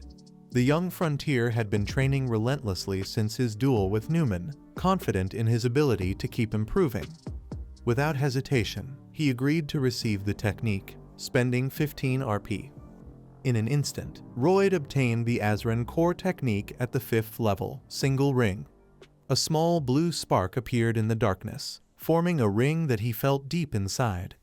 Although he had no mana in his heart, he could sense the presence of the mana rings within. His mana expanded by 120%. Normally, such results wouldn't appear immediately, even with intense training. But with his large reserve of RP, he could enhance his skill level instantly. Royd decided to push forward and bet everything. His Azran core technique quickly advanced to level 6, expanding his mana by 125%. Each upgrade, however, cost an additional 5 points. Despite the rising cost, he continued leveling the technique until it reached level 10. Though he considered saving points for the future, he had little choice. His mana ring, once revolving around his heart, split into 2 first-level rings, expanding his mana by 200%. Advancing further required 100 RP, but he had only 7 left. Curious about his current condition, Royd asked the messenger for details. It informed him that he now had two available skills, a 10-minute stamina stretch that prevented fatigue, and an energy burst that tripled his mana for 20 seconds. Both could only be used once per day. Accepting this, Royd prepared for a rapid dig. Activating the Stalker's skill to suppress fatigue, he began digging toward the exit with renewed determination. His oxygen level was at its lowest point. Desperately, he prayed for daylight to break through the rubble.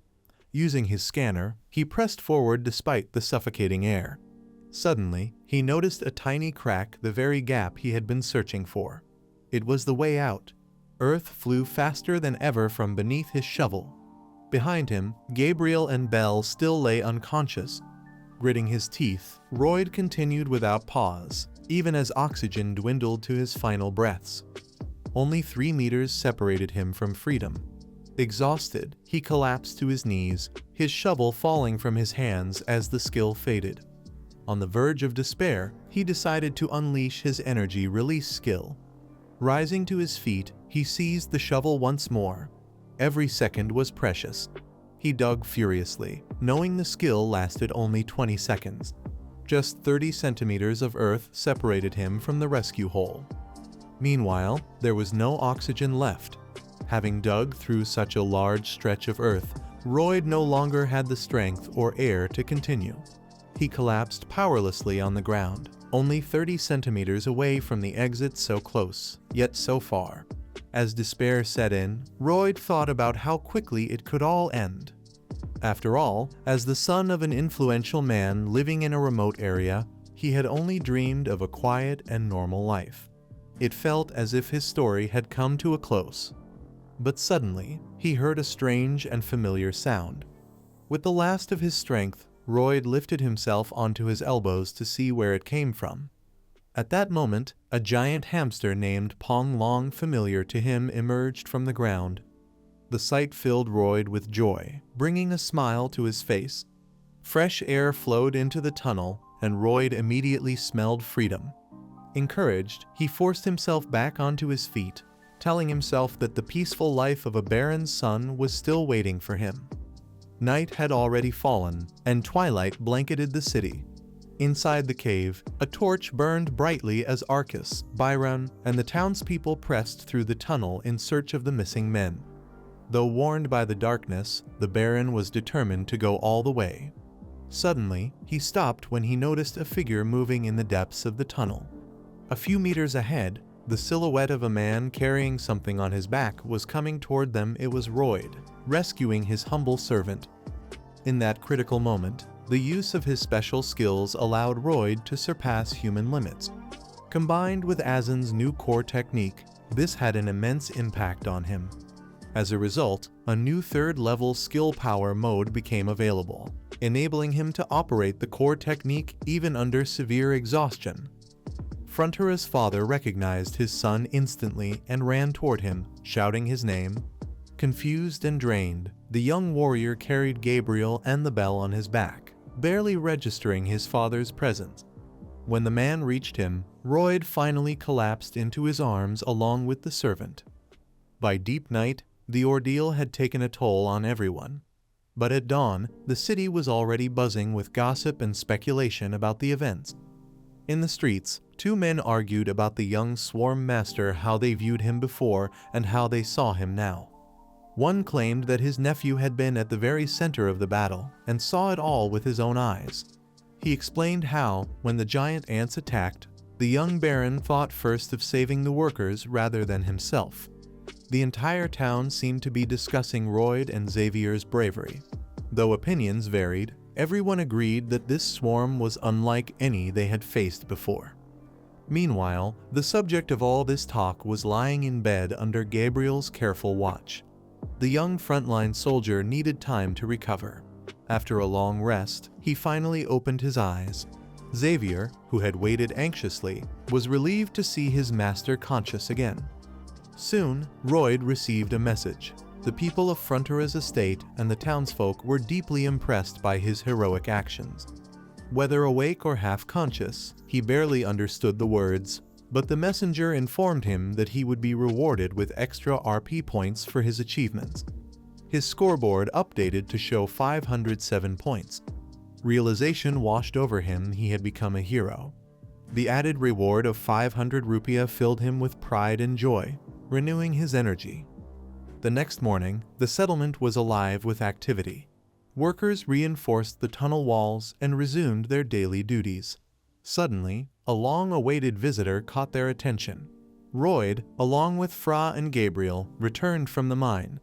The workers stopped to pay their respects, praising him for his efforts. They looked at their savior with admiration, seeing him as unlike other nobles, a true embodiment of nobility. Their praise and kind words made Royd feel ashamed, for 2 weeks had already passed since the victory over the ants. The mines were once again in full swing, and everything seemed to be going well. Yet, amid the progress, Royd reminded himself that safety must always come first. He wanted to avoid even the smallest risk of danger. On this day, their primary task was to search for ant tracks. Gabriel approached, intending to ask him something, but Royd urged him to be quick. To conserve oxygen, the man asked the swarm why he constantly put himself in danger. After all, he could simply order others to do it for him. He believed that the owner couldn't possibly be concerned only with the comfort and safety of ordinary workers. As the future heir to the estate, he was expected to prioritize his own well-being above all else. In response, the young frontier called the servant a fool. His true duty, he explained, was to take full responsibility for every possible risk. Gabriel looked at his young master in embarrassment. Roy clarified his position, saying that even if he spent large amounts of money, no one would dare question him. The savior wasn't sure if this was good or bad for him. Just then, the messenger informed the owner that Gabriel's level of sympathy was about to increase, but he suddenly changed his mind. The men eventually reached a blank stone wall. Gabriel suggested searching elsewhere, but the young frontline soldier wasn't so quick to dismiss it. He suspected there was empty space within the wall, perhaps where the queen had laid her eggs, from which new offspring could emerge. To test this theory, he began digging. What he uncovered shocked him. Inside the wall was a dense chamber containing a green humanoid creature with fangs, suspended above the ground by its hands, bound tightly in webs. Among the other victims of the insect mutants were animals wrapped in the same strong threads, mostly horses and pigs. Gabriel found the green creature dangerous and wanted to deal with it immediately, though his decision wasn't well thought out. He was curious to know what it truly was. Gabriel explained that it was simply an orc. The owner suspected it might be anonymous, but he recalled that ants often preserve their prey by paralyzing them rather than killing them outright. This realization excited Roy, who couldn't hide his smile at the incredible discovery. That same day, they brought the green orc back to the frontier estate. His name was Garash. The orc declared that Roy was his savior, someone he would never forget. Roy asked why Garash always ended his sentences with kick. Perhaps it was a quirk to match his character more harmoniously, though Garash himself didn't understand the question. Garash turned out to be the son of the tribal leader of the Steel Sand clan. Thanks to the doctor's care, he quickly regained consciousness. Once again, he stressed that he would never forget Roy's kindness and promised to reward him with whatever he desired. Encouraged by this, Roy asked Garash for 120 orcs to work in the mines. However, Garash refused. Roy was confused and saddened by the rejection and asked why. To Garash, it seemed suspicious that the swarm clicked his tongue, as if Roy were a bad person. But the young frontier explained it was nothing more than a habit, just like Garash's own tendency to add kick at the end of his words. Garash then clarified the true reason for his refusal. Orcs were warriors, bound only to obey their commander's orders. Since Roy was not a warrior, he could not command them. Garash also explained that, upon reaching adulthood, every orc was required to venture into the wild and return with the head of a giant ant. Unfortunately, he had failed this rite of passage. When he entered the ant hive, he was instantly paralyzed. Hearing this, Roy formed a new plan, licking his lips at the thought. Outwardly, he pretended to accept Garash's decision and congratulated him on coming of age with a polite round of applause. But Garash revealed that he had never been able to bring back a giant ant's head, as he was immobilized inside the hive. At first, Roy didn't understand. After all, Goose had killed a giant ant alongside him, and its head now hung proudly on the wall of Roy's room as a trophy. But Garash couldn't remember ever managing to slay such a creature. The Frontier explained that Garash had no memory of it because he had been unconscious at the time. Roy told his new companion about the incredible scene he had witnessed the moment he entered the hive and saw the queen trembling in fear, screaming in disbelief that she had been defeated by one so young. Harash wondered how the mutant ants could understand human speech, but Roy explained that it was true, as they had made great progress in this skill recently.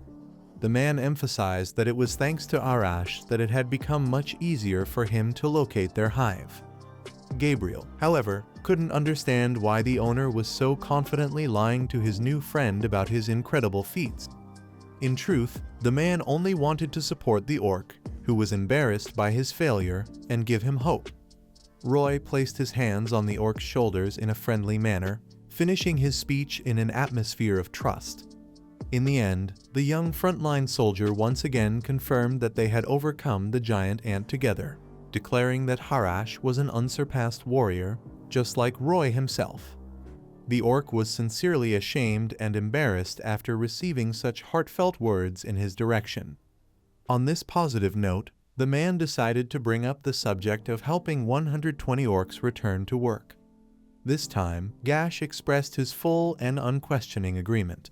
Exactly 1 week later, the men set out for the sandy valley beyond the green forest, on the outskirts of the city.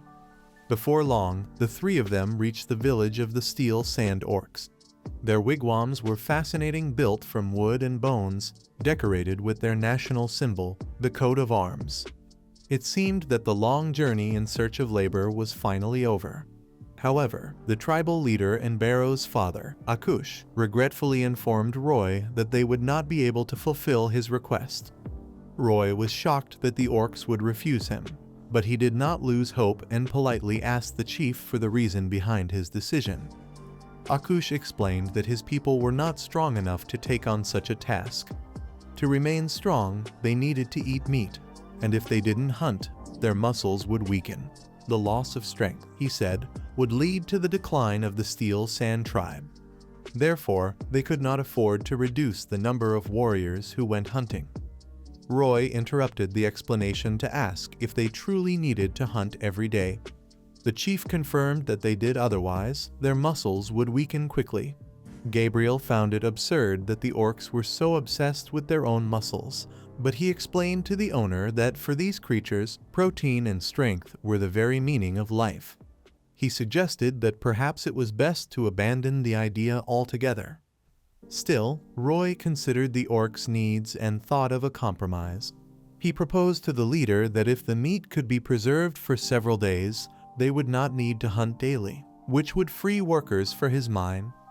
Akush agreed, motivated by his desire to repay the men who had returned his son to him. Roy then enthusiastically explained that they could indeed keep the meat fresh for longer.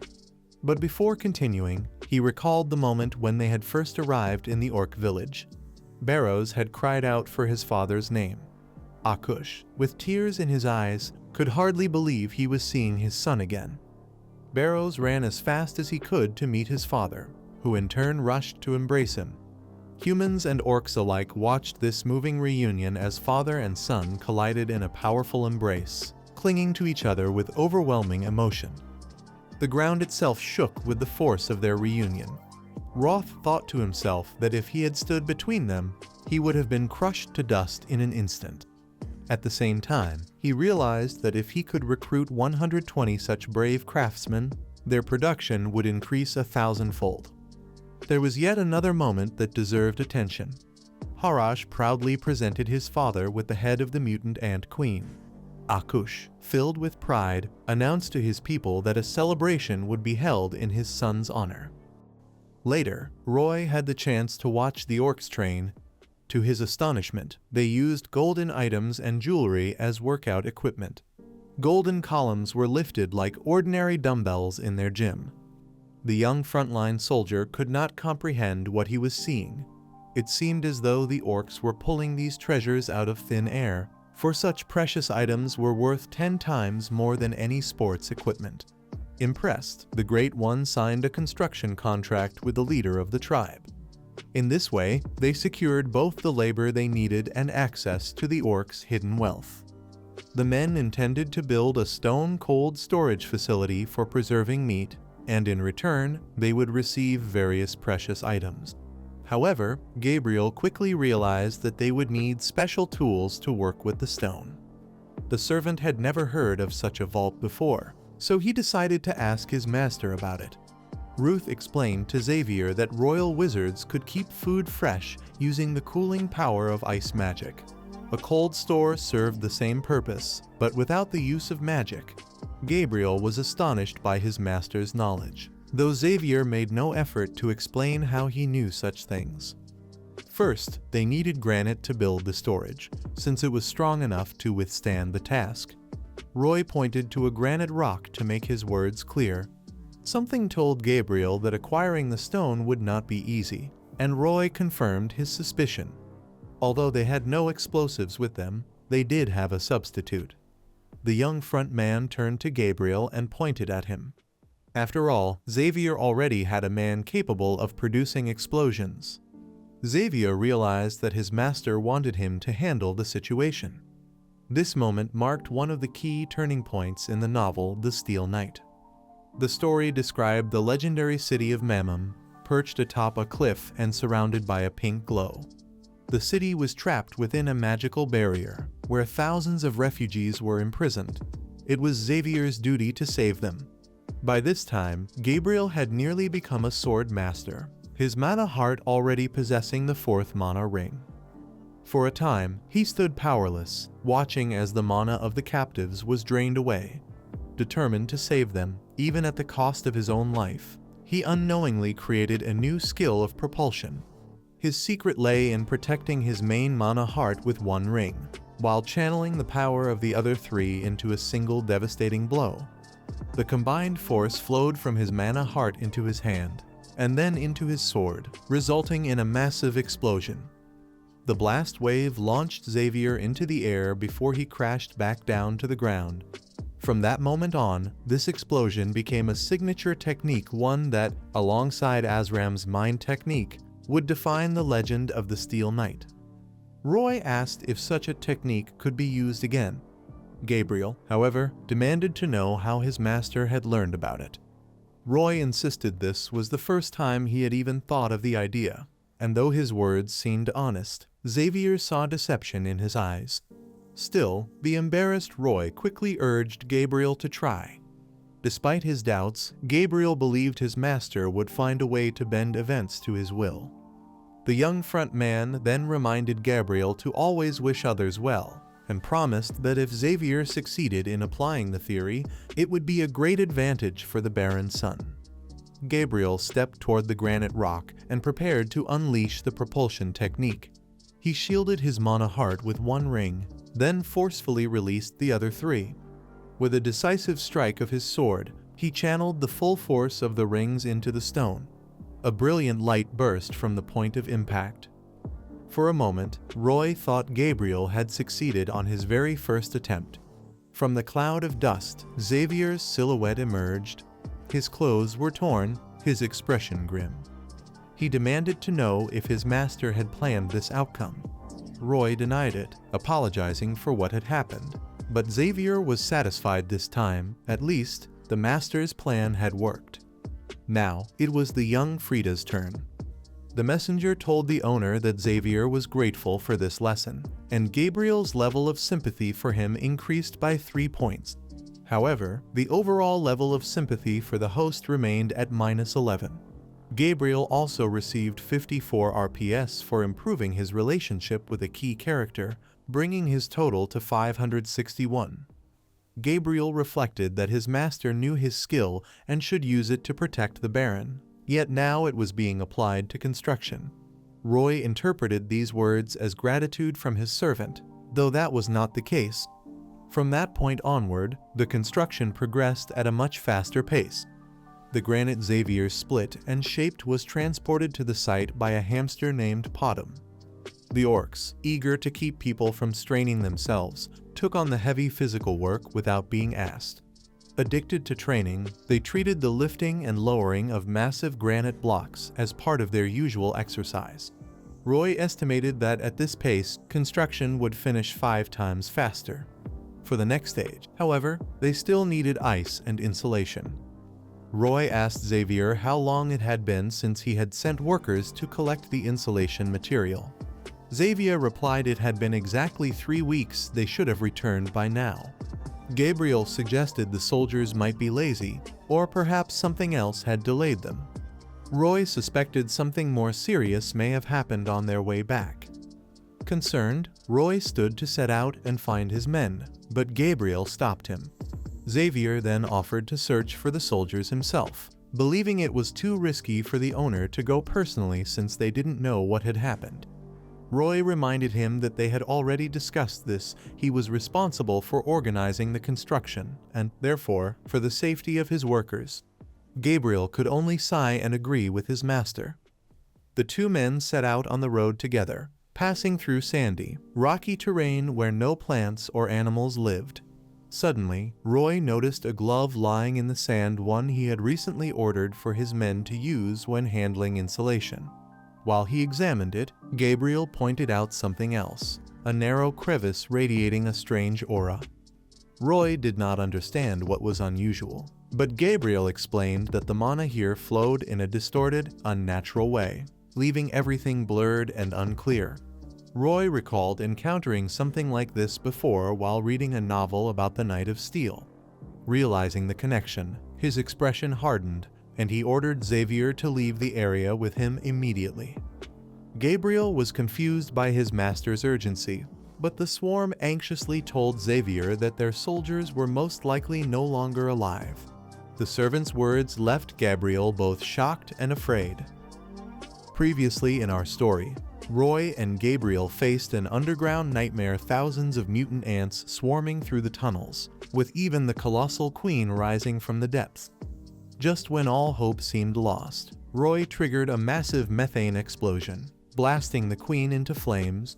But survival came at a cost, buried under rubble. With oxygen running out, Roy pushed beyond human limits to dig for escape, only to collapse just 30 centimeters from freedom.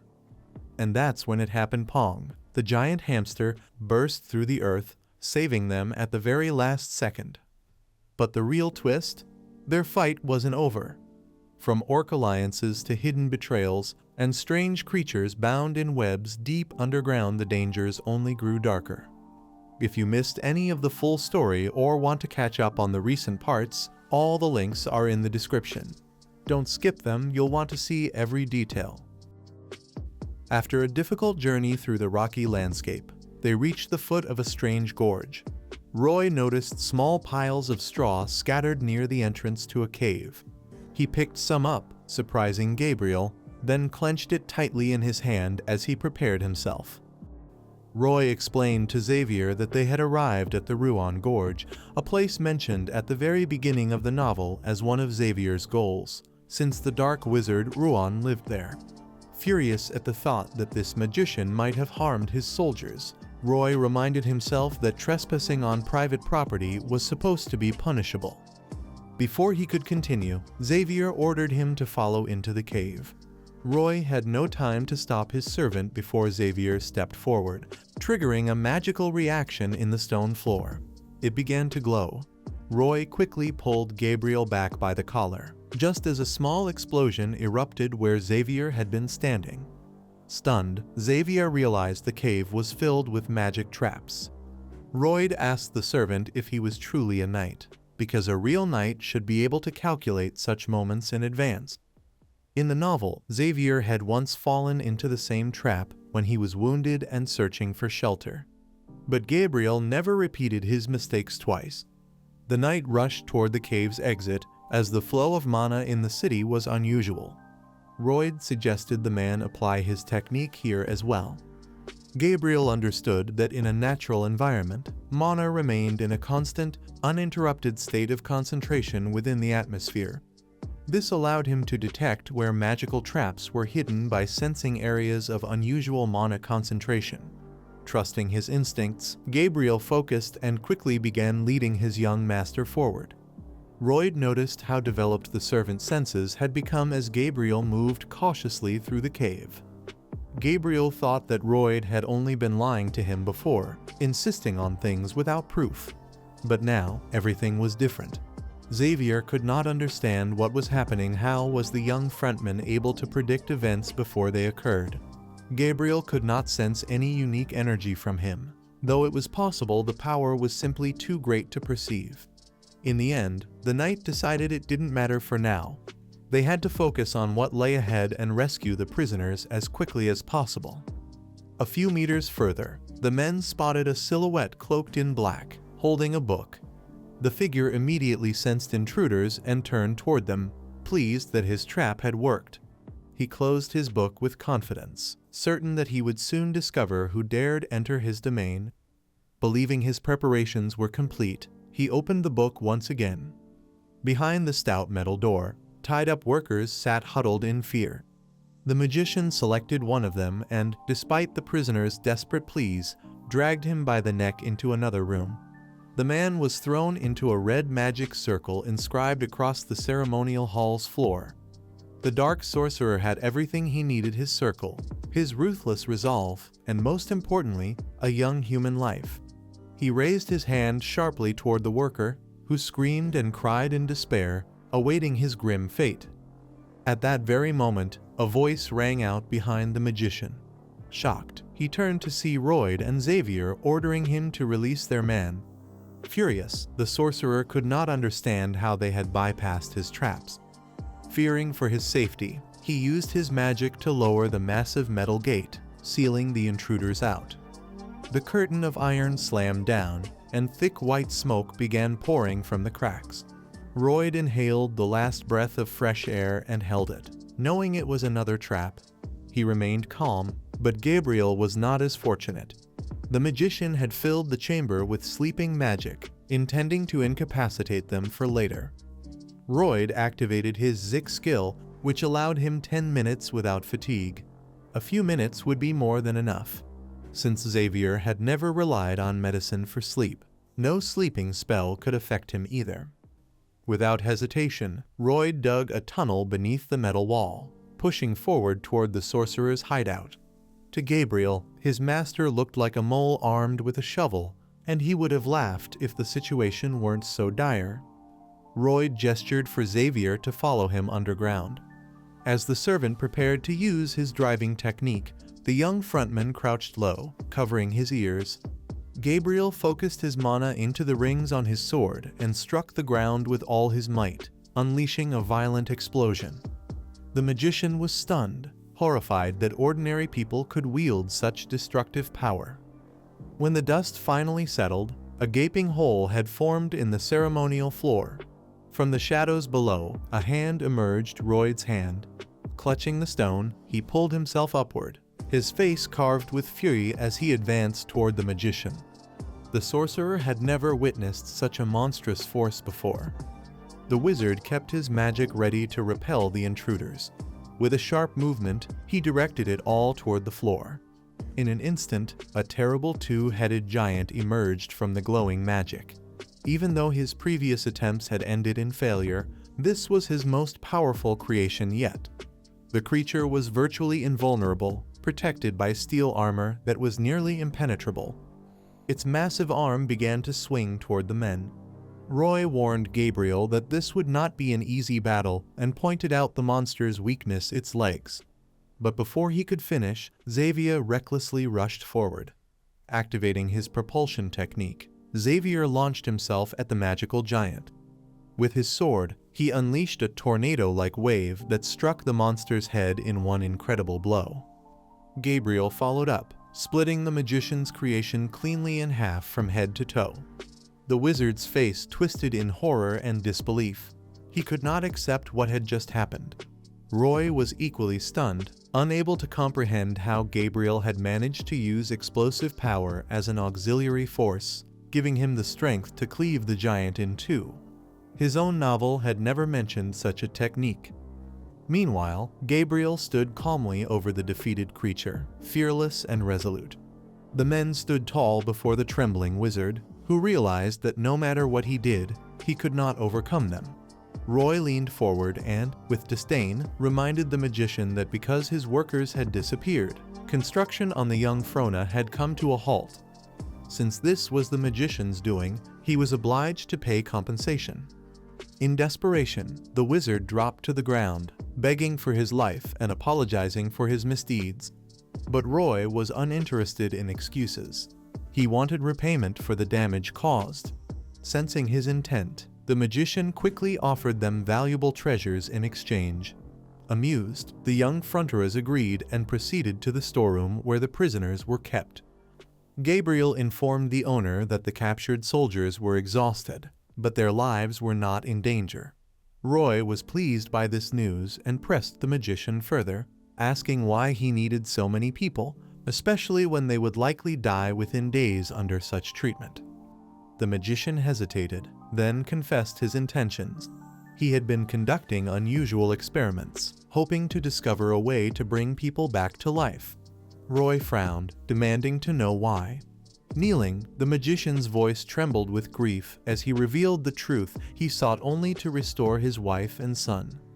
Roy was taken aback, surprised to learn that the man once had a family. The magician explained that he had served as a court wizard in the estate of a baron. He had lived happily with his beloved wife and son. But one day, the baron he had served so loyally tried to take his wife for himself. In desperation, the magician fled with his family, but the baron pursued them relentlessly. At this point, the swordmaster cut him off, refusing to believe his words. He condemned the magician, pointing out that sacrificing hundreds of innocent lives to save his own family was cruel and selfish. His wife and son would never have thanked him for such twisted salvation, nor for the ruthless creatures he had created. To Roy, the magician's story did not deserve pity. Gabriel gathered all the soldiers from the storeroom. No matter what excuses the magician offered, his true nature could not be hidden. Xavier tried to suppress the magician by telling him that he had destroyed the happy lives of many families and that he would remain who he truly was. Endless hot tears rolled down the magician's face. Roy was glad that at least he could still cry. The man told the magician that he would soon return with reinforcements to his cave to take all his magic and precious things. If he harmed anyone else in the meantime, he should not expect forgiveness again. The magician was shocked by the man's verdict. In the end, he bowed to them and thanked them for their kindness and humanity. Roy then remembered that in the novel Xavier also forgave the magician, who later left the cave. But after that, the magician took the lives of hundreds of innocent people. He even conducted experiments on himself, turning into an uncontrollable and annoying thief who challenged Xavier again and again. Even though Roy knew about it, he had turned his back on him. To confirm his suspicion, Roy watched closely. At first, the magician stood motionless, simply crying in front of the men. But as they were about to leave, the unexpected happened. He suddenly looked at them from under his cloak, planting something insidious. His eyes focused on the dark energy rising from within him. Seeing Roy's distraction, the magician felt he still had a chance to strike back and destroy them all with dark magic. The magician advanced rapidly, already savoring his victory. But at that moment, Roy turned around. Looking straight into the magician's eyes, he declared that he had never forgiven him. The magician was stunned. How had Roy seen through his intentions and his true identity? The man knew in advance what the magician would eventually become. For Gabriel, this meant only one thing. He had to give the magician a final chance to reflect on his actions. But in the same instant, with a sharp and precise strike, Xavier beheaded the magician. His head flew to the side while his body collapsed, motionless. More than once in his life, young Kim Suho had been told he was nothing but a miserable fool, rotten to the core. There was a man who constantly scolded him for no reason, calling him a ragamuffin and forcing him to bend 90 degrees when greeting him. It weighed heavily on the boy, who struggled under the constant insults.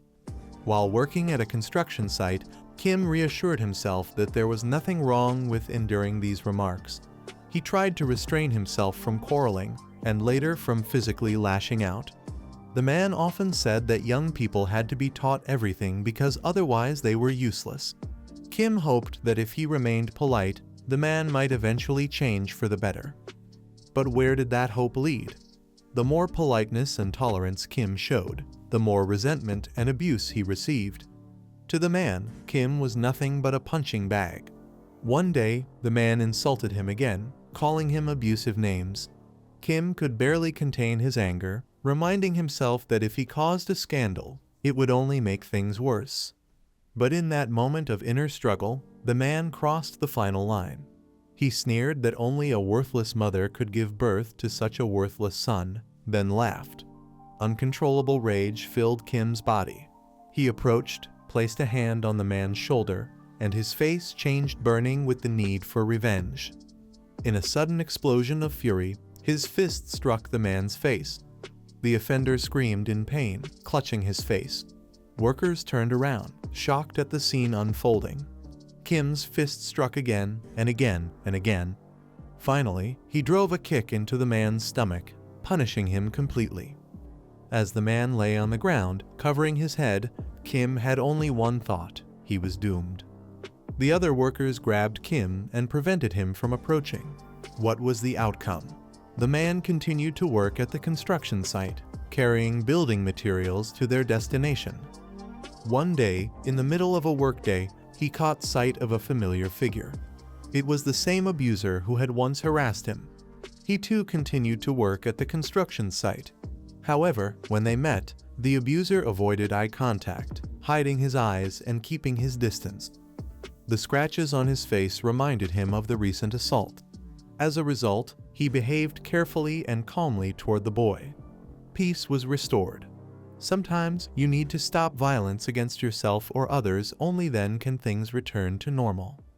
Still, the question remained, will everything truly be fine?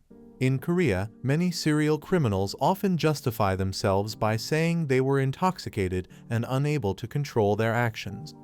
The boy could not understand why such violent criminals often went unpunished, just like the ambitious doctor and scientist whose sentence was reduced in the name of human rights. If that was the case, then shouldn't a thief also get what he deserves? Returning to the city with the workers, Royd thought about this while the cold body of the insidious dark wizard lay behind him.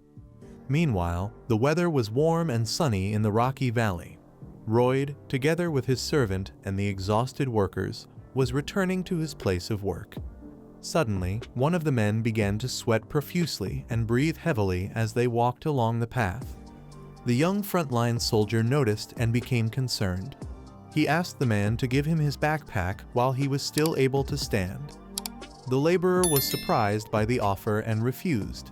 But Royd explained that if the man collapsed, he would have to carry twice the weight himself. He then ordered him to hand over the load.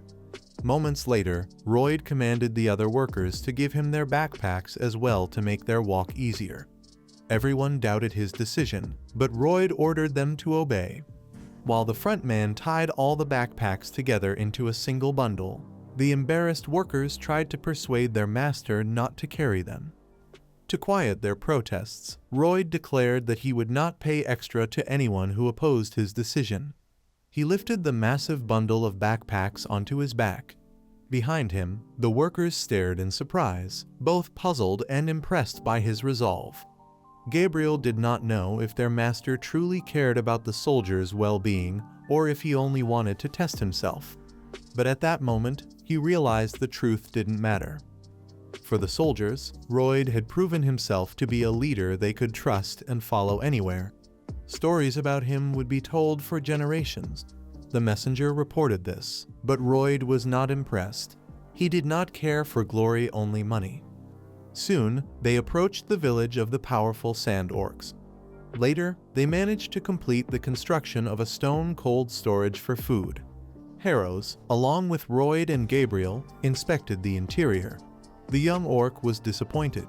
It was only slightly cooler inside than outside, meaning their meat would spoil and their strength would be lost. Royd reassured Harrows, explaining the work was not yet complete and that ice would be brought in to preserve the meat. Harrows understood what ice was, but explained its absence by pointing out the heat. The young frontier soldier smiled and said, "If there's no ice, you can simply make it yourself." The orc grew desperate, asking how this could be done. Royd calmly assured him it was possible. Harrows doubted the truth of his words, while the man just smiled silently. Young Gage, watching the exchange, began to wonder if he had brought a swindler into his village, someone who might be trying to deceive them. Perhaps the story about the queen was a lie. The messenger noticed that Garash was not as naive as the swarm believed, but the man himself never thought so. The messenger disagreed, believing that the owner truly thought the orc was naive and short-sighted. However, the swarm refuted the messenger's thoughts, insisting that the level of sympathy, or rather the client, was far more important to him. At that moment, Garash remembered that the swarm had saved him, and he regretted thinking so poorly of his savior. Calmly and cheerfully, the orc headed for the exit, assuring the men that they could ask for his help anytime they needed it. Roy thanked him for his concern and asked the Harrows to wait until all the work was completed. As the owner stood smiling serenely at the orc, Gabriel asked where they would get the eyes from. Roy froze for a moment, turning to the servant, his face covered in sweat. He too was wondering where they would find the eyes. Gabriel could not believe this was the face of a man who didn't know what to do. The servant questioned why his master had signed a contract without a clear plan. Was he planning to deceive them? At that moment, Roy asked Xavier to listen. He asked if he knew the first signs of failure in any business. Xavier looked at the young Fra in confusion, not understanding. Roy explained that while he might fail at one task or another, there would always be countless reasons why he couldn't succeed. He urged the servant not to behave in such a way, reminding him that without trying, one could never know the outcome. True success, he said, belongs to those open to new ideas who work to fix any situation. This he called innovation. Clenching his fist tightly to display his resolve, Roy embodied the spirit of a true entrepreneur. His determination shone as he stood in the middle of the warehouse, fist raised, before Xavier. Gabriel remained skeptical, believing such an enterprise was more likely to fail than succeed. Soon, night fell over Y Village, and a bright full moon lit the sky. The swarm sat on a rock among the cliffs, deep in thought. An idea struck him: he needed to create a giant cube of ice. A pallet and a bell could help by fetching water from the lake. He also knew of the existence of ice magic in this world, and wanted to understand its principle. He theorized that the technique was based on freely altering the flow of mana. His daily training in mana absorption had taught him that there were various types of natural mana, and all changes depended on their nature. He contemplated how to make it work, until an interesting thought came to him. He imagined a pallet and a bell carrying water in containers to a massive ice mold, creating something akin to ice magic. He wanted to try Azriken's technique of mana absorption. If he removed all the heat energy from the water, only cold energy would remain. But by mistake, he did the opposite, and the energy of cold gathered around his hands. It was far more difficult than expected. Gabriel silently watched as the man placed his hands into the water. He recalled his master's words about being open to new ideas and trying to resolve any situation. Xavier considered the owner's approach reckless and irresponsible, but he realized Roy was genuinely striving to find a solution with dignity. Still, the servant admitted he did not understand him. Meanwhile, the swarm continued kneeling before the giant ice mold filled with water. The messenger informed the owner that, through the use of Azriken's mind technique, he had developed a new skill, raising the technique to the second level with double rings. A few days later, the garage and his father came to the vault again to check the results of the swarm's work. The orcs were shocked by the temperature inside the vault. They were literally shivering from the cold, and steam was coming out of their mouths. In the middle of the storage room, on wooden pallets, was a giant ice cube. The orcs could not believe their eyes that they had managed to get it. Roth said that everything would be ready as soon as they installed the insulation on the ice cube. The heap was happy because there was plenty of space in the storage room to store the meat, which no longer had to be thrown away. The garage was also happy that they no longer had to go hunting every day. The orcs decided to celebrate this event and gather all the people. At this moment, Gabriel watched in shock at the satisfied face of the owner while talking to the orcs. Roy defiantly turned his head to look at the servant. He reiterated that he was thinking like a true entrepreneur. Gabriel agreed and did not intend to argue with his master. A little later, the whole tribe gathered in the center of the Steel Sand tribe. Akucha, the leader, sincerely thanked the swarm for the shelter. But the swarm replied that he should not thank him, because he was only fulfilling the terms of their contract, as a result of which the young front man received 120 strong laborers for his enterprise. However, Akuta said that orcs are different from humans in that they do not do this for the sake of a contract. They do it because they are sincerely grateful to him. From that moment on, the leader of the Steel Sand tribe promised the swarm one thing, that from that day on, Frontera's family and his tribe would declare an alliance stronger than family ties. All the orcs stood in the same position to demonstrate their unity with the swarm and his family. The orc army shouted the words of their leader again. The swarm was a little worried. The Kacha had declared the swarm his friend, and so his enemies immediately became their enemies as well. Thus, the entire tribe assured the man that they would come as soon as he needed help. The messenger then began to load a new message to the swarm. He made it clear that the tribe was now available to him. After all, the orc tribe had accepted him as a true friend, and now the swarm could strengthen his kinship with them by using the orcs' RP. As a result of this event, the young frontrunner received a plus 100 bonus RP for discovering the tribe. This brought his total points to 611. For a moment, the man was in mild shock, but a moment later, he was happy to have discovered the Steel Sand tribe and to have become related to them. They then set off again on a long journey to return home. Of course, the citizens of Frontiera Manor were very shocked to see 120 living muscle units arrive in their city. Roy thought that he should write an official appeal to the people to calm the situation down. After all, orcs were often heard of only in a bad light. Meanwhile, the young Fran's father and mother watched in horror as a bunch of green giants roamed the streets of their city. Even though the Baron was aware of his son's journey, he froze in his tracks as soon as he saw the orcs in person. Moreover, the man did not expect to receive bonus points for helping the giants. The messenger reported that his wonderful story about defeating the wizard and saving the soldiers instantly spread around the city, and the residents of the estate praised the young frontier for his noble courage. After that, the man again received bonus points, plus 300 RP for his achievements in society. The total number of RP was 9,911 points. The man thanked him for the RP, but asked him not to praise him anymore.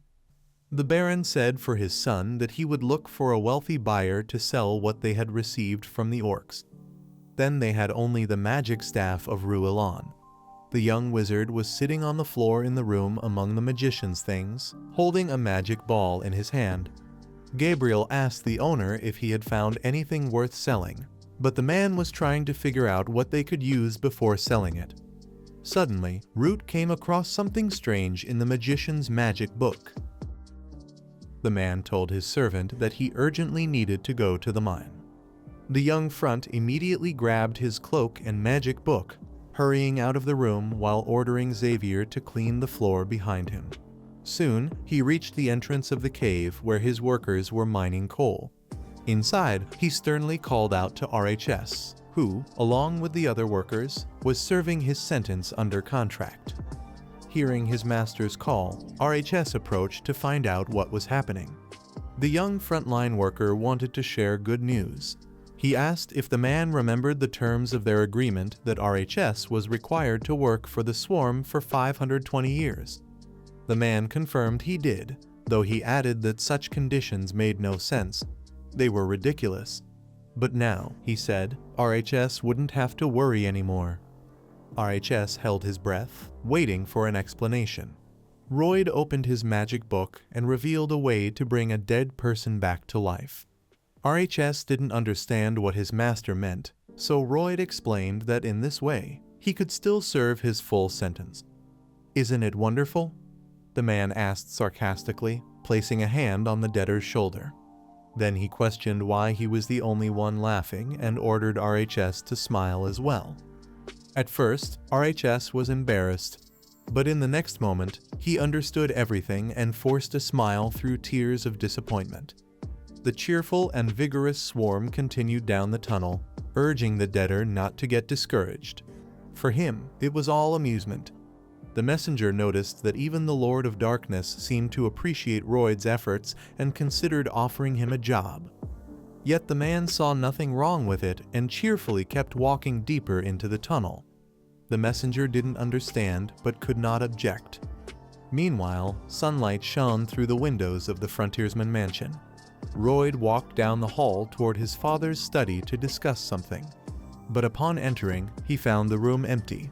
Suddenly, a cleaning lady approached and explained that the Baron was receiving guests in the guest room.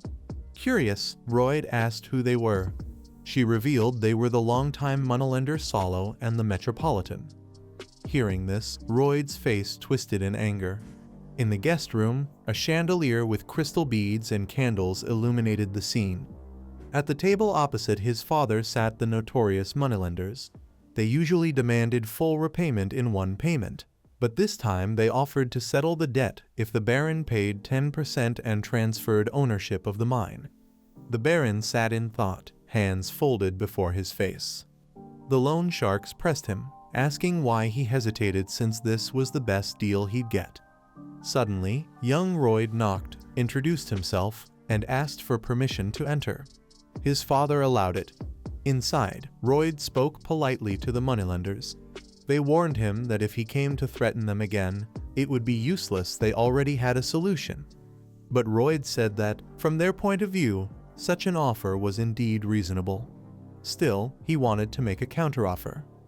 One of the lenders scoffed, refusing to listen to a fool like Royd. But the young frontier insisted that they would pay the debt in installments and even proposed reducing the interest. The moneylender grew furious, shouting that he wouldn't hear another word from him. Royd demanded to know why they could make offers while he couldn't. The arrogance in his tone made the men seethe with anger. Suddenly, a strange voice echoed from the hallway, followed by a giant green orc's foot stepping into the room. The furious Garage demanded to know who had dared anger his brother, Royd. The moneylenders clung to each other, horrified by the sight. Garage declared that his Steel Sand tribe would destroy anyone who harmed the young frontier. Royd quickly calmed him, explaining that nothing terrible had happened. But the orc noticed Royd's angry expression and grew even more protective. Royd clarified that the moneylender had only raised his voice at him. To ease their fear, he told the shaken men to ignore the orc, then asked again how they felt about his offer. After all, if they refused him, he would be offended to the core. He added that if they dared to offend the young frontier, he would destroy them immediately. At these words, the terrified moneylenders fled from the guest room to the street. Roy wanted to make sure the debt no longer existed, but since that wasn't possible, he gave his father the chance to be satisfied with what they had. The bewildered father agreed and thanked his son.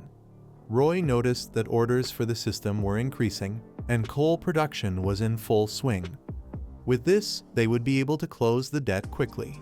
He handed the contract to his father and asked him not to lose it. The father carefully took the document and promised his son he would keep it safe. After that, the young frontier said they had bigger problems to solve as soon as possible. Orcs consume 10 times more food than humans, so their food costs were enormous. Yet, they couldn't simply let them go. The father's eyes showed both anxiety and confusion at the situation. As Roy had thought, the orcs were excellent miners. Their powerful bodies and muscles allowed them to strike the stone with force and break it apart in an instant. Their eyes were full of fury and passion for hard labor. Suddenly, Roy noticed one of the orcs heading deep into the tunnel without reinforcement, digging at incredible speed. A worker explained that this orc had been working non-stop for 24 hours straight. Upon hearing this, Roy ordered several workers to take him away and ensure he didn't return until the next morning. The furious orc resisted, insisting he didn't want to rest and only wished to work, fearing his muscles would weaken otherwise. Their productivity was 10 times higher than Roy had expected, and their endurance and strength defied explanation. When Roy proposed paying them for their labor, the orcs refused, saying they didn't need money. On one hand, this pleased him, but on the other, at Agash's request, he was now obligated to feed them properly. This was no ordinary problem. Roy assumed that eventually, they would have to raise taxes significantly to cover the cost of feeding the orcs. He explained to his father that due to the orcs' natural productivity, they wouldn't go into debt because of these expenses. His father understood but admitted he wasn't sure the citizens could bear the burden. Making such a decision weighed heavily on him. Arrows added that they couldn't keep raising taxes, as it would be nothing short of robbery. They weren't losing anything at the moment since productivity was soaring, and losses would only occur if tax contributions dropped. Interested in his son's reasoning, the father asked how they could still raise taxes for the city's residents. The young frontier replied that it was simple. They needed to create new opportunities for income. He gave an example of the abandoned land north of the city. He suggested turning the wetlands of the Marie estate into farmland, which could then be given to people. This way, they would grow crops, earn money, and pay taxes to the baron. The sky was covered in orange clouds as the sun disappeared behind the horizon. Darkness began to fall. Roy walked confidently in his safety shoes across the marshes of the Marie estate, with Gabriel following behind him. Gabriel remarked that the land had been abandoned for several hundred years and questioned how anyone could cultivate it. But the young frontier had an idea. Roy admitted it would be difficult. They would need to account for many challenges, as the territory was vast, and a proper system of rainwater drainage had to be designed. The man had no choice but to model a possible solution on the training ground. He created a reduced model of a marsh in the Mars wetland using water and earth. Based on it, Roe attempted to come up with an experimental solution to the problem. However, his attempts failed time and time again. He did not give up and continued working on the model of the marsh, determined to find a way to solve the situation. A new sunny morning dawned in the city. Exhausted, the swarm sat in the same place, using his hands to form pathways out of the swamp to drain the rainwater.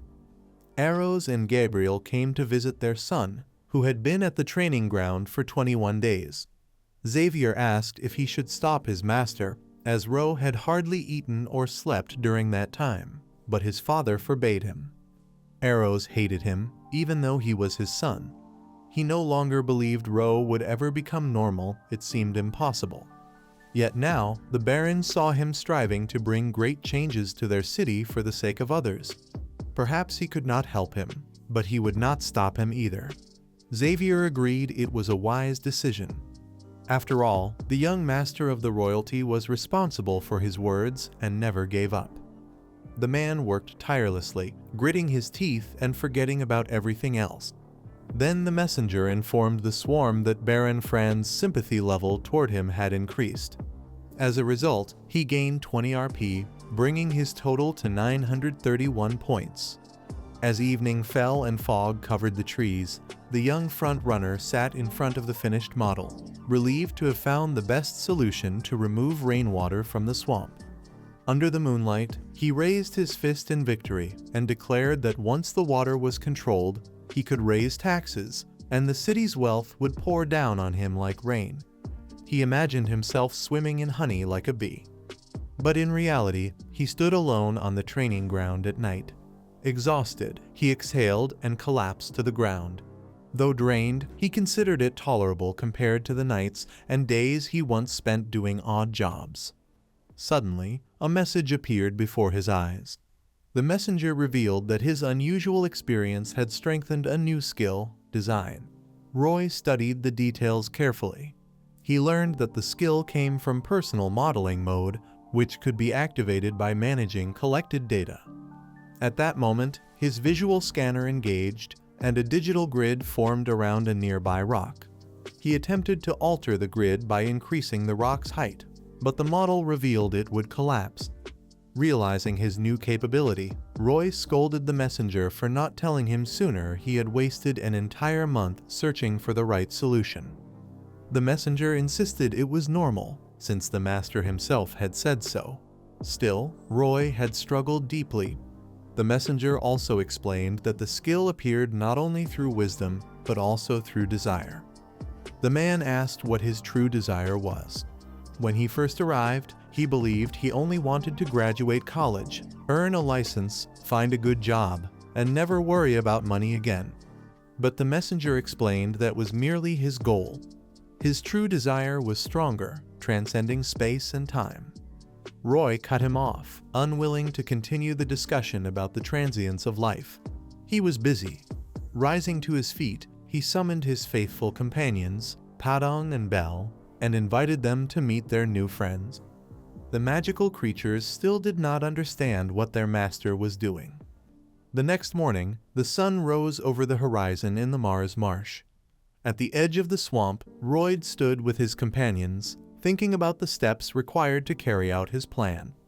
First, he ordered his little helpers to pump out the water. The hamster and the snake were shocked by the immense task, and Roy quickly realized they couldn't handle it alone. He placed the small creatures on the ground and decided to summon reinforcements. He intended to use all his RP to create the maximum number of magical creatures. Turning to the messenger, he asked about the cost of this service. The price was steep 100 RP for each magical creature, increasing by 1.5 times with every attempt. In total, he would be able to summon 4. Without hesitation, Roy pressed the start button. He didn't need rare skills this time. What he needed were sturdy giants like Paddle and Bell to pump out the water. The summoning was loud, and everyone waited anxiously for the results. Suddenly, a yellow head peeked through the magic portal. The creature jumped out, collided with Royd's nose, and bounced aside. When it rolled away, it transformed into a small yellow being with a wide mouth that introduced itself as Hippo. Royd was stunned by the name. Was it really supposed to be a hippo? Paddle and Bell, however, were thrilled. Hippo ran to them with open arms, and soon the three were spinning around together, happily calling each other's names. The swarm apologized to Hippo for distracting him and asked to see the instructions. Without hesitation, the yellow creature spat the instructions out of his mouth. Royd, already used to such oddities, studied them carefully. He discovered that Hippo would not grow even if fed sunflower seeds. Perhaps he had made a mistake with this summon. Yet the little hippo only smiled sincerely at him. With arms crossed, Royd considered his options. He turned to the messenger again, hoping to summon another creature, but the messenger explained that the function could only be used once per day. Frustrated, Royd muttered that he had wasted his time. His harsh words upset Hippo, and both Paddle and Bell stepped forward to defend their new friend. Royd explained that the workload was increasing and Hippo was far too small to be useful. The creatures refused to back down, and their protest unsettled him. Reluctantly, he agreed to give Hippo a chance. Royd asked if Hippo could at least absorb moisture from his clothes. The messenger clarified that Hippo possessed a level 1 water absorption skill. Curious, Royd asked how much water it could absorb. Hippo pointed at his belly, indicating he could hold 4 times the amount his stomach normally contained. That was promising. Eager to prove himself, Hippo ran to a nearby pond and began drinking. Royd and the others watched as the little creature's mouth made soft, squishy sounds while swallowing the water. But then, something unexpected happened. Hippo began to grow. Royd and his companions stared in astonishment as the yellow creature grew larger and larger, towering over them until he was 10 times Royd's size. By then, Hippo had nearly drained the entire marsh of water. Standing tall, the satisfied creature wiped the last drops from his mouth. What was once a swamp was now reduced to only a few small puddles. Royd stood frozen, mouth open in shock. He couldn't believe how much water Hippo had absorbed in such a short time. It meant that, at this rate, they could dry the entire swamp within just a few days. The Pallet and the Bell looked up at the owner with pride. The man apologized to them and asked the messenger if the choice of creatures had really been random. The messenger explained that when the mouth appeared in this world, his skills manifested one by one. Since his role as a man with a cursed fate could have brought unnecessary burdens, it was likely he had developed the ability to draw for luck, though perhaps not for the swarm. The messenger admitted his assumption might sound rude. Hypo asked the owner for more water, and the swarm allowed it, since construction was scheduled to begin the next day. As the evening went on, the water in the swamp steadily decreased. Their construction began with a vertical drainage method, which involved drilling a well where water would collect, then diverting it into a spillway. The workers were shocked when they arrived at the site and saw the owner's new companion. First, Hypo had to pump all the swamp water into the river, then return to its smaller size. Next, the workers cleared the ground and removed plant remains. Xavier used his technique to trigger an underground explosion. The men dug holes in the earth, inserted bamboo poles, then made sand pegs and asked the pallet truck to crush the ground on both sides. Once the bamboo poles filled with water, Geo unleashed a powerful water punch. Later, they built a secure shelter using young Frontera's modeling skills. 10 days passed this way, and the first stage of construction was complete. Though a long road remained, Ra had promised to throw a grand party once the work was done, so everyone pushed forward. The soldiers felt encouraged and motivated by the master's promise. On a warm day, a large locust sat on a tree trunk near the site, sweating. Xavier watched silently, lost in thought. Before his eyes, the abandoned land was transforming into farmland. Gabriel, holding a shovel, could not understand why he had joined the construction effort. He had already forgotten his assigned duty when Royd ran up, handed Xavier some seeds, and ordered him to plant them. Confused, Xavier asked why, since he was a knight. Royd explained that planting was also protection defending the estate from pests. Hearing this, Xavier agreed. Quietly, Xavier watered the seeds, reflecting that once again the owner had dragged him into something unexpected. Next time, he thought, he would have to escape such interruptions. Suddenly, the Baron's voice came from behind. Approaching with his wife, he told Xavier that word of the rice farms had already spread. Everyone in town believed it a miracle. The laborers rejoiced to see the fields expanding. When the swarm passed by, the men looked at him with respect. The messenger reported that the townsfolk admired his miracle, awarding him plus 450 points for his contribution. His total RP rose to 281. The swarm smiled with satisfaction, carrying his shovel over his shoulder. By evening, insects fluttered over the farm as the first stalks began to sprout. Xavier watched them closely, watering can in hand, and felt genuine happiness at the sight. The owner approached, saying everything would be ready once they installed the water wheel. After all, during the rains, excess water had to be redirected to prevent flooding, but for that, they needed a specialist. Before they could discuss further, a thunderous roar echoed behind them. An army of horsemen in suits advanced toward the site. Royd stared at them, wondering who they were. One of the guests was Viscount Racona, whose estate was located to the north of the swamp. The sound of horses rearing drew near, and a moment later, one of the men stopped at the swamp. He demanded to know who was responsible for this construction. Xavier grew angry at the man's rudeness, but the swarm immediately replied that he was the one in charge. The man sternly asked if they knew the land belonged to Viscount Racona and ordered the bewildered men to leave the area at once. This place had been abandoned for several hundred years. The northern lands were under the rule of Viscount Rayon, while the southern marshes belonged to the Frontier family. It was clear the Viscount was asserting his rights with a purpose, likely aiming to seize these fertile lands. He could insist on transferring the land to his family, as the northern territory indeed belonged to the Viscount. The man smiled and said that may have been the case until recently. Roy then asked the guests if they truly believed they had entered his territory without permission. The writer sternly confirmed this, explaining that the king himself had granted them the land. In response, Roy ignored the Viscount's servant, insisting the conversation be held only between men of equal status. This gesture both impressed and puzzled the writer. The workers halted their labor, curious about what was unfolding. The Viscount himself seemed taken aback by the young man's confidence. After a moment, Roy apologized and introduced himself as the eldest son of the Frontier family, offering a respectful bow. The Viscount, however, declared his behavior disgraceful and refused to speak to him, demanding he summon his father instead. Gabriel remarked that this was rude of the Viscount, though the swarm was not offended. The writer asked if they had heard the demand to call Baron Frona.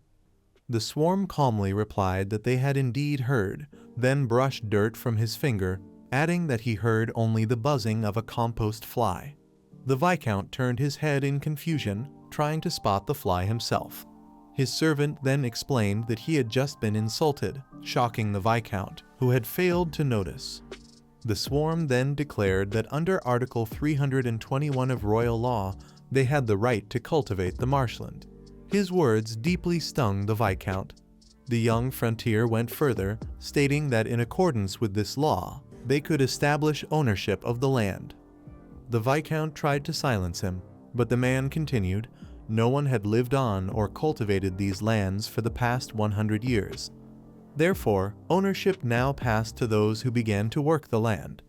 First, they had already invested both money and labor. Second, they could build homes for settlers. Third, they intended to develop long-term agriculture. And finally, the fourth point, approaching the beds, Roy pulled one of the bulbs from the soil and held it high, proving they had already harvested the first crop. These arguments enraged the Viscount. At that moment, Gabriel recalled his host's words when he had given him a bag of seeds and urged him to plant them there, as protection against various threats. At the same moment, the swarm congratulated the men on witnessing the first harvest in the Mars marshes. The man decided not to charge them for this spectacle, as they were not greedy people. Sparks of incredible anger and shock flew behind the Viscount. The man could not understand how this fool knew everything had he prepared in advance as a gift. Roy decided to give the crocodile's vicar the first onion. Then he looked at the guests with a satisfied expression and sternly ordered them to leave his territory. Gritting his teeth, the Viscount had no choice but to agree. Moments later, the horsemen departed toward their estate. They left only dust from their horses' hooves behind. Xavier asked the owner how he had known these people would come. The young frontiersman replied that he had seen such clever people before, those who tried to make a quick profit from the labor of others. At that moment, the workers rejoiced loudly, celebrating their young master for protecting their land. With pride, they raised their hands to the sky in praise. The young master silently turned to the workers, listening to their shouts. Then he asked them where he was going to find the money to pay them for their labor, ordering them to quickly return to work. Soon, heavy rains poured over the farmland. The water was gathered into an artificial canal for drainage. The young frontline worker sat silently in the rain, among the crops, deep in thought. Summer ended, and autumn arrived with relentless downpours. Roy ran the simulation 100 times, but it was still too early to relax. He wanted absolute confidence in the fertility of the Mars soil. Caring for his master's well-being, Xavier held an umbrella over his head. After the rain, sunlight pierced through the clouds, illuminating dew droplets on the leaves. Almost no water remained in the drainage canal after the storm. Xavier folded his umbrella and observed the farm alongside the owner. The messenger informed the man that he had gained new knowledge in monumental construction, leaving a significant mark on the civil engineering of Lorraine. As a reward, he gained valuable experience. Roy acquired enhanced measurement levels, underground scanning skills, land value estimation, modeling mode, and other crucial abilities. Rising from the wet grass, the man learned that his sympathy levels had increased among the Baron, Baroness, Xavier, Bayan, and the townspeople. His total RP reached 1,355 points. When the sun fully emerged, he declared that everything was ready, and it was time to move on to the next step. Meanwhile, in Raccoon's domain, a servant informed the Viscount of the land reclamation. As a result, they would be exempt from taxation for 3 years and would not be forced to leave their land. The man could not believe it. Within 2 years, the royal family and their workers would be cultivating it. The Mars marshes were about to become a gold mine for the young frontiersman. His stomach twisted at the thought, for this was his land, and he swore he would never give it up. He turned to his servant and demanded a meeting. A few days later, the sun shone brightly over the estate. Roy awoke with a severe headache, assuming it was from overwork. Yet he quickly rose to his feet, knowing much work awaited him. Calling out to Xavier to wake, he was soon surprised by his servant's presence. He looked very tired and mentioned that he also had a headache.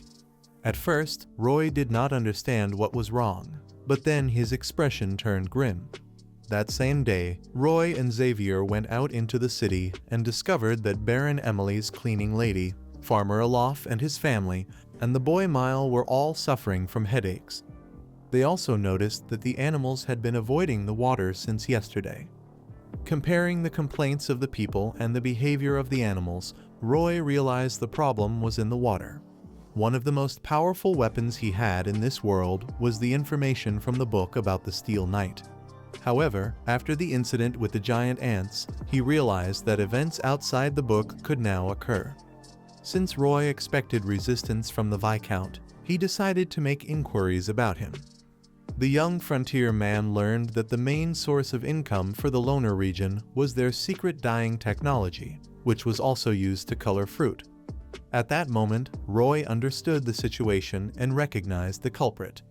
Meanwhile, in Frontier's estate, the Viscount's servant met with the Baron and told him that if they gave half of the swamps, they would stop spoiling their water. The Baron, furious at the threat, said he would sue them. But the Loner representative replied that a verdict would take at least 2 years, and they doubted the town could survive that long with legal fees and drinking water shortages. After a long discussion, the Viscount's servant stood up to leave, but the Baron declared they would not give up a single piece of land. At this moment, Roy entered his father's room to discuss the necessary measures to improve their town's water situation. The Viscount's servant, whom Roy accidentally hit with the door, grew angry after being insulted when Roy called his master a parasite. The young frontier boy was surprised that the servant of such a parasite could even understand human language. After this insult, the Viscount's knight challenged Roy to a duel. Roy immediately struck his opponent down, not allowing him to rise. The servant begged him to stop and not hurt him further. Just as with Newman, the outcome was the same. Roy completely defeated him and continued striking even after he had surrendered. The Baron was proud of his son's strength, while Xavier witnessed his master happy for the first time in days. That evening, the Viscount's servant returned to his manor, beaten and humiliated, to report to his master. At first, the Viscount was enraged, but then he came up with an idea. He decided to use the beating of his servant as an excuse to sue them for assaulting a nobleman, intending to drag out the proceedings for 3 or even 4 years. But Roy had already anticipated the Viscount's thoughts and decided to act first. He told his workers that he would not allow their efforts to be wasted and promised to protect their land from greedy hands. The people rallied behind him. Their first plan was to create a reservoir as a temporary solution for drinking water, with Hippo now at the 3rd level of his skills helping in its construction. But their ultimate, more sustainable goal was to build a canal from the West Mountain Water Lake, Capua, which lay within their territory. Though the construction would be difficult, it promised dozens or even hundreds of times more profit than expected. Several months passed. The Viscount grew angrier and more desperate, unable to understand how the situation had turned against him. His servant then informed him that the Baron's eldest son wished to speak with him, but the Viscount ordered him out of his estate. The servant explained that Frontera had come to ease the Viscount's worries. Moments later, Roy entered the study with Gabriel and mocked the Viscount, saying he looked pale. Then, with a sharp smile, Roy told him he had a solution to the problem. The latter, however, did not understand what problem Frontera's son was talking about. Roy arrogantly asked the Viscount if he was aware of the latest events. After all, Roy could have saved his dying workshop for painting things and fruits. For a moment, the Viscount blushed and realized that, as he had suspected, it was Roy who had destroyed his workshop. The man explained that they had done a lot of work to solve their water problem, because, at first, they did not realize it was his doing. Since the Viscount had spoiled their water, they had to source it from the mountain lake of Capua. In general, they had to dig a channel from the Capua River to their estate, process it, and fill it up. The Viscount grew angry and asked how all of this was connected to his workshop. Roy decided to explain everything in order. While constructing the water supply system, they came across a huge valley that stood in their path. They had no choice but to build a Roman aqueduct. To find limestone as a resource, they carried out blasting operations. However, as a result, limestone began to settle at the bottom of the valley in an unintended way, leaving behind a large accumulation. The Viscount interrupted him again, demanding to know how this affected his workshop. The man replied that the water from the valley flowed toward the Viscount's workshop, and the limestone ingredient had discolored his fabric. The Viscount was outraged and threatened Roy with legal action, but Roy remained calm. He explained that the court would take at least 2 years to make a decision, and by then no one would even remember the workshop or its products. The Viscount was shocked by the composure of this seemingly small-minded man. While the Viscount ranted about his royal connections and vowed to make Roy pay double for the damages, the man simply waved his hand in silence and left the estate. Outside, it was a pleasant autumn day. Xavier asked what the point of the meeting had been, since all Roy had done was anger the Viscount even more. Xavier also warned that the man had many aristocratic connections in the city, and if a lawsuit began, they would lose even more money. Roy understood his concern and told him to wait and see who would truly lose more. Exactly a month later, Count Rayona arrived at the estate. He literally knelt before Roy, begging him to save his nearly bankrupt workshop. Roy looked down at the Viscount, knowing that his royal friends had failed to help him. The only thing left for the man was to tearfully beg the young Roy to restore his business. But Roy refused to accept any apology.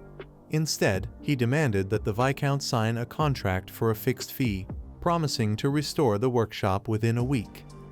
When the Count saw the contract, he was stunned by the high price.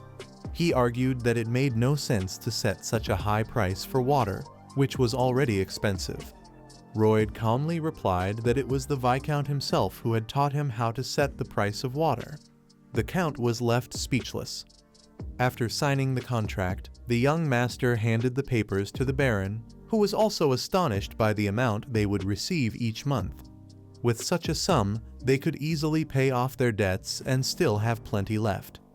Roy cheerfully remarked that the Count was very kind and generous to sign such an agreement. Xavier knew that the Viscount had started this feud and that Roy was doing everything for the sake of their estate. Yet at this point, Roy was beginning to look like a villain, as if he wanted the Count to suffer.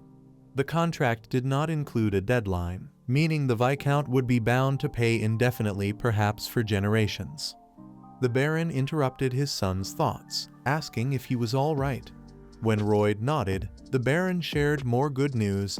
Count Creo had offered a generous price for the treasures they had received from the Orc tribe. Roy wondered why the buyer was purchasing their treasures at such an attractive price. His father explained that the man planned to create a massive bronze statue from them, one that would stand in the middle of the ocean, near the trading city of Count Kmo. The man stood silently in the center of the room, gazing out the window at the sea. Suddenly, a strange vortex appeared in the calm waters. It felt as though something enormous was emerging from the depths. His instincts were right. A massive red creature with countless teeth rose from the ocean. Creo stared sternly into its eyes through the glass. It was the monstrous titan known as Giga. Meanwhile, at the frontier estate, Xavier informed the Baron that in 2 weeks they would depart on a business trip with a team of 10 men. Eros agreed with his son's decision and continued trimming the bushes. Sensing his master's unease, Xavier reassured him that he would remain by Royd's side at all times. The Baron admitted that he might have surrendered everything to Raken out of fear if it hadn't been for Royd. He reflected that he had once been an incompetent and insecure leader, but Royd's influence had changed him. Xavier reminded him of the winter when the Baron had found him on the streets and taken him in. The Baron replied that he had no particular reason to do so, as Xavier's qualities had seemed unremarkable. A true leader, he said, must possess faith and the steely-will traits that Royd now displayed. Xavier thought privately that Royd's real motivation was money but chose not to voice it. The Baron then ordered Xavier not only to protect Royd in the future, but also to stay close to him at all times. Though initially hesitant, Xavier accepted the request without question. He knew Royd could restore the estate, but deep down, he could never bring himself to like the man. When Xavier was a child, the Baron had once asked him what he wanted to become. Xavier had answered that he wished to be a knight who would protect him from all harm. Pleased, the Baron had given him a wooden sword carved by his own hand, saying that a boy who survived the harsh winter alone would surely become the strongest knight. But that sword was soon broken into pieces by the young Royd, who mocked and humiliated him. Later, Gabriel returned to the manor. He glanced at the wall where the remnants of his broken wooden sword still hung and reaffirmed that he could never truly like Royd. Entering his master's room, Royd thanked Gabriel for once again using his engineering expertise. Xavier, tired of hearing the same words repeatedly, urged him to get to work. He tried to convince himself to despise Royd, yet something about him felt different. Tormented by his own thoughts, Xavier eventually drifted off to sleep. Late that night, under the silver moonlight shining through the frontier mansion's windows, a man in a black cloak climbed silently inside. Sword in hand, he approached Royd's bed, whispering that this was all his fault. As the assassin lunged forward, his blade aimed at Royd's chest, Xavier suddenly woke up. In an instant, he leapt from his bed and intercepted the attack. With one swift motion, he sliced the intruder's sword in half. The attacker froze, stunned by Xavier's reaction. Royd awoke moments later and saw Xavier pinning the cloaked man to the floor by the head. The next morning, work on the water pipes continued. Royd asked the workers what they believed was most important in running any enterprise. They answered safety. Xavier approached him to report that he had already informed the Crayfish Knight about the attempted attack. It was the right choice, as the intruder turned out to be a servant of the Viscount, likely dismissed due to the high costs of water. Royd remarked that he would have done the same if he had been paid well and failed to deliver results. That, he said, was why the man had attacked him, because short-sighted people were all the same. Xavier asked if the owner had known this would happen. He wondered how Roy could always foresee certain events but never prepare for them. The young frontier looked silently at the servant and pretended not to understand what he was talking about. After all, why would he need to prepare for anything if Xavier was always there? Gabriel was deeply moved by his master's words. Roy added that he was still alive only because Xavier had been there at the right time. It showed the knight's reliability and endurance. After all, not every young boy could survive the winter alone without help. It was this man who had become a knight and stood by him back then. Who else could he have trusted? Xavier was genuinely impressed and surprised by his host's sincerity. The two men looked at each other in silence for a few moments. Then the room grew quiet, and Roy asked the servant to finally say something. Gabriel hesitated, unsure how to respond. Xavier could only say, "Wow," but immediately hated himself for it. Roy laughed and patted the servant's shoulder in a friendly way to encourage him. Xavier despised himself for thinking Roy was a good man. At that moment, the messenger announced that Xavier had let go of a long-standing resentment in his heart. His level of interest in his host increased by 15 points. Roy also received 320 points for improving his interpersonal relationships, bringing his total to 1,675 points. He planned to complete construction of the water supply pipe the next day, so it was time to visit the Cray to secure a decent amount of money. The next day, the weather was gloomy in the autumn forest. Roy and his crew marched along the trail. The young frontier was dozing behind Xavier, who rode ahead on his horse. Suddenly, Roy's head tilted to the side, waking him instantly. He thought Gabriel had hit him, but Xavier said he had done no such thing. Roy assumed the servant struck him because Xavier was annoyed that a nobleman like him wasn't riding properly and slept while traveling. But the servant denied any accusations. Suddenly, Roy ordered Xavier to stop. He quickly dismounted and asked Xavier to teach him how to ride. Gabriel refused, explaining that he was a knight, not a riding instructor. The messenger translated the servant's refusal as admiration for his master's desire to learn something new and necessary. Roy accepted it, and the messenger then rephrased it as a sincere request for training directed toward Xavier. As the messenger continued to translate their words into exaggerated versions, Roy grew increasingly frustrated. Gabriel even began to think his master had gone mad. The messenger added that rumors were spreading quickly, specifically that Roy had built the first water supply system on the continent. His reputation as a builder was soaring, and his name would be remembered in the history of construction across the kingdom and beyond. For this achievement, Roy received 600 bonus RPs, bringing his total to 275 points. Reading all these messages, Roy realized how fortunate he was. Fame meant money, and money meant a carefree old age. Smiling, he felt certain that a golden future awaited him. The abrupt shift in his mood made him wonder if he was losing his mind. Their journey to the Cray was not easy. The signs of winter grew stronger as they neared their destination. They arrived in Cray in the middle of winter, when the city was already blanketed in snow. Soon, they were greeted by the local feudal lord, who thanked them for their visit. Roy introduced himself, and together with Xavier, bowed to the Count. The Count remarked that he had imagined Frona a little differently, but noted that Roy exuded an air of nobility. Suddenly, he turned to Xavier and said he must have royalty in his blood. Roy was embarrassed as the Count confused Xavier for him. The Count even asked Gabriel if he was engaged, mentioning that he had a daughter while Roy tried to explain that there had been a mistake. The Count grew angry when his servant, Royd, interrupted him. The messenger laughed loudly at the scene. Outside, snow fell gently past the window. The Count suddenly laughed as he realized his mistake. He had confused Xavier for a nobleman. Embarrassed, he apologized to the swarm.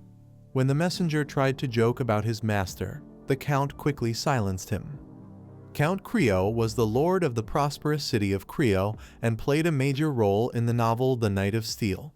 Xavier, who was wanted for a massacre of moneylenders, had come to Creo under the Count's influence.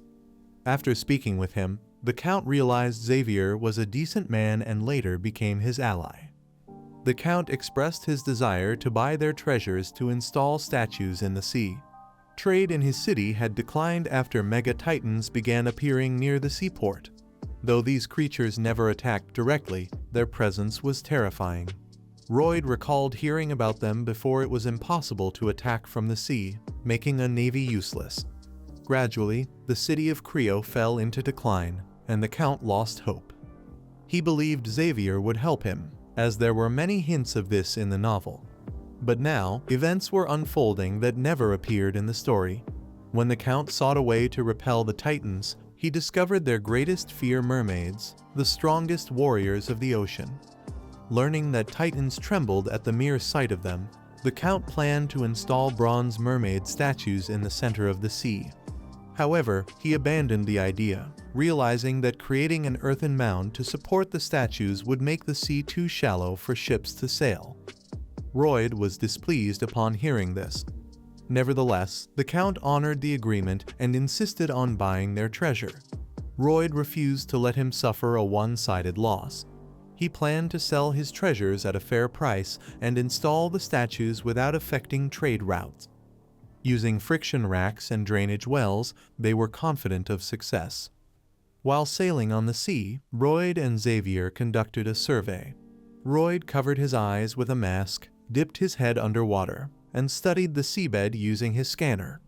The seabed was flat and filled with soft sedimentary rocks. He wanted to know whether similar rocks existed deeper in the earth, but his air ran out and he surfaced to breathe. Noticing Gabriel's satisfied expression, he asked why he was smiling. Xavier replied that he had never felt so happy watching someone else struggle, which shocked Royd. As Xavier began rowing again, he asked his master if he was satisfied with the contract's terms. Royd avoided the question and told him to stay focused. No matter how much Xavier thought, he couldn't figure out how to create an earthen embankment in the middle of the ocean. He suggested magic might be involved. Royd agreed he planned to use cement as the magic. The only issue was how cement was made in this world. If it were Roman cement, everything would have worked perfectly. When Xavier offered his hand to help Royd out of the boat, Royd jokingly told him to be less careful so he might fall into the water. Suddenly, a soft voice interrupted them. A beautiful girl in a fluffy dress with blonde hair stood nearby, holding out an envelope addressed to Royd. He was momentarily stunned by her beauty. The girl greeted him and introduced herself as Christine, the daughter of Count Kamo. She explained that she had seen Royd the day before in their estate's courtyard and had been embarrassed ever since. Blushing deeply, she closed her eyes and nervously clutched the letter. Royd waited quietly to see what she would do. Finally, Christine gathered her courage and handed the letter not to Royd, but to Xavier. Just like her father, she had mistaken the two men. Royd was a bit puzzled, though he thought it was probably the right thing to do. Xavier took the envelope from the kind woman's hands and quickly tucked it into his coat pocket. Young Christine hurried away with her servants, unable to believe that he had accepted her letter. Gabriel silently watched the young beauty go and intended to leave, but the displeased master stopped him. Roy asked if Gabriel thought everything that had happened was normal. Xavier didn't understand why his master was so irritated, as he didn't see anything wrong with accepting a love letter. Gabriel was surprised to realize that perhaps his master had never received one before. The servant's assumptions only made Royd angrier. Xavier, though slightly confused, decided to sincerely sympathize with and support his master. When the messenger told others that Xavier had shown his support, the man became even more upset. While working on his drawings, Roy repeated to himself that he did not envy Gabriel at all. After all, he would soon become a rich man and earn plenty of money. When Count Kamo approached him, Roy didn't recognize him at first and responded rudely. A moment later, he apologized, explaining that he was deeply focused on his work. The Count reported that almost all the materials Roy had requested had been delivered except for the volcanic ash. Roy thought about it carefully, as it was a key ingredient for Roman cement. Its advantages were undeniable. Any structure made with such cement could last more than 2,000 years. The Count explained that volcanic ash could be obtained only from regions near volcanoes, but the journey would take 6 months too long for their schedule. Roy then encouraged the Count, saying he had another solution. They would abandon Roman cement and use Portland cement instead. This modern material was already well known. Roy only had a rough idea of how to mix it and lacked knowledge of the finer details, but he decided to try regardless. Days passed, and the winter air grew colder in the city. A pile of crushed cement samples sat on Roy's desk. Sample number 129 had failed. Though the ratio seemed right, Something was still off, perhaps an error in the drawing. He added 4 new indicators and continued calculating others to achieve the perfect result. Meanwhile, his little helpers watched their master's struggles with pity and concern. They pounced on him playfully, trying to get him to go for a walk, but he refused, focused entirely on his work. Irritated, he shook his head and yelled at them to leave. In that moment, he remembered a small puppy, his friend from another life. Roy recalled how, in his previous world, Kim Suho had once lost his beloved puppy. He remembered the tiny paw peeking out from under the burial cloth as he sat beside its body, completely broken.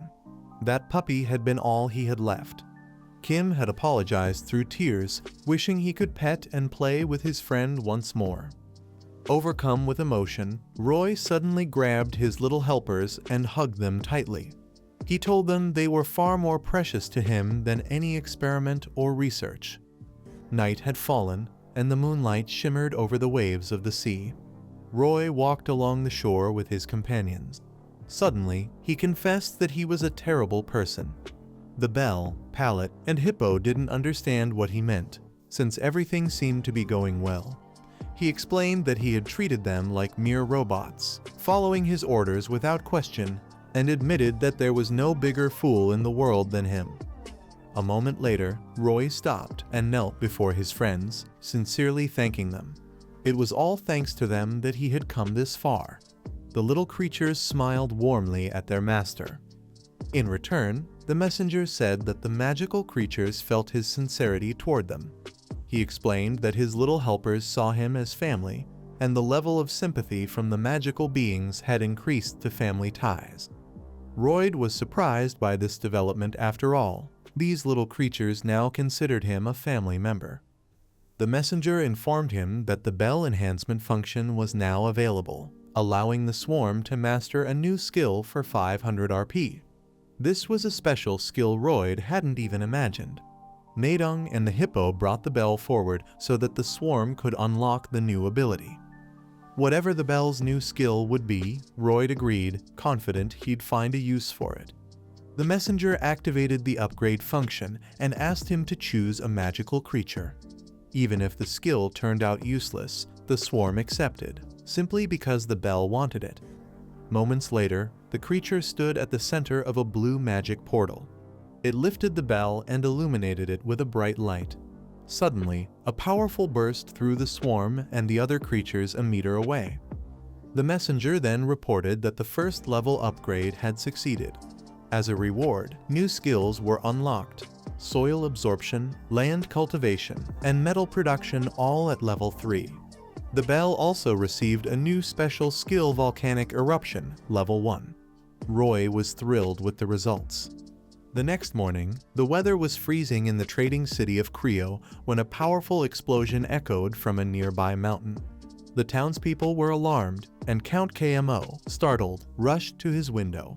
He saw thick black smoke rising behind the mountain. It was the bellflower. After being upgraded, it had triggered a volcanic eruption. Behind the scene, Roy and Xavier watched the process unfold.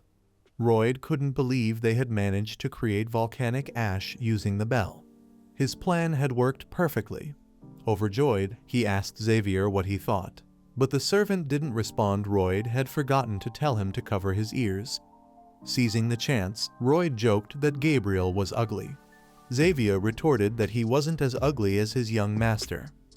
Thanks to the bell, the cement problem was quickly resolved. In construction, speed meant survival, so they had to act immediately. First, they provided the bell with a giant filter to collect volcanic ash. On the other side, they attached a 5-layer sieve. Soon, the entire town gathered in the square to witness the spectacle. When everything was ready, Roy covered his ears and commanded the bell to begin. The volcanic eruption skill activated, inflating the filter like a balloon. Roy ordered a second attempt, and even the people of Crimea observed in awe. They didn't fully understand what was happening. It was beyond reason. One man watched intently, determined to learn everything so he could report it to the king. If Roy's talents were truly as great as rumored, it would be a waste to remain hidden on the outskirts of life. Once all the materials for the cement were gathered, they moved to the next phase, building a discharge well for pouring the cement. The well was installed in the sea with the help of a giant crane, and the water was pumped out using the hippo's skill. The third step involved driving the structural posts into the ocean floor inside the well. When Xavier finished, he asked when the next batch of racks would arrive. Royd replied that it would take some time for delivery. The man looked at his servant and smiled quietly. Xavier asked what emotion he was seeing, and Royd answered that he was waiting for Gabriel to start lecturing him about how a knight shouldn't be doing such work. The men looked at each other in silence before Xavier turned around and left, leaving the hammer on the ground. Roy began to explain that if Xavier did not work with the hammer, he would earn no money and would be unable to pay his debt. When Xavier eventually fell into despair, the Baron would grow desperate, and the Baroness would follow. The young frontier pleaded with the brave knight to protect his family. Though annoyed, Xavier picked up the hammer and continued driving the posts into the ocean floor. After finishing the work, they built strong rod frames with steel protrusions at the ends. Finally, they poured the long-awaited cement from the ship into the mold. Once it had set, they dismantled the well and freed the cement structure, forming the base for the future statue. Roy reported to the Count that the column stood 50 centimeters above sea level. If they placed the statue there, it would rise proudly above the water. KMO agreed, though he still doubted that such a column could support the statue's weight. Nonetheless, he promised to reward them generously if it succeeded. Roy was pleased with the Count's decision. Night fell, and the sea grew slightly stormy. In the middle of the ocean, the statue was already mounted on its cement column. Surrounding it were ships adorned with garlands and bright lights. The statue's body was decorated with golden jewels, shining brilliantly. A lavish feast was taking place aboard one of the ships, filled with people celebrating on deck. Roy, uncomfortable with the tight tie around his neck, asked Xavier how he could bear wearing it at all. Xavier was surprised, as Roy spoke as though it were his first time dressing so formally. Xavier recalled that his master had attended similar events before. Embarrassed, the young frontier explained that it had been a long time ago.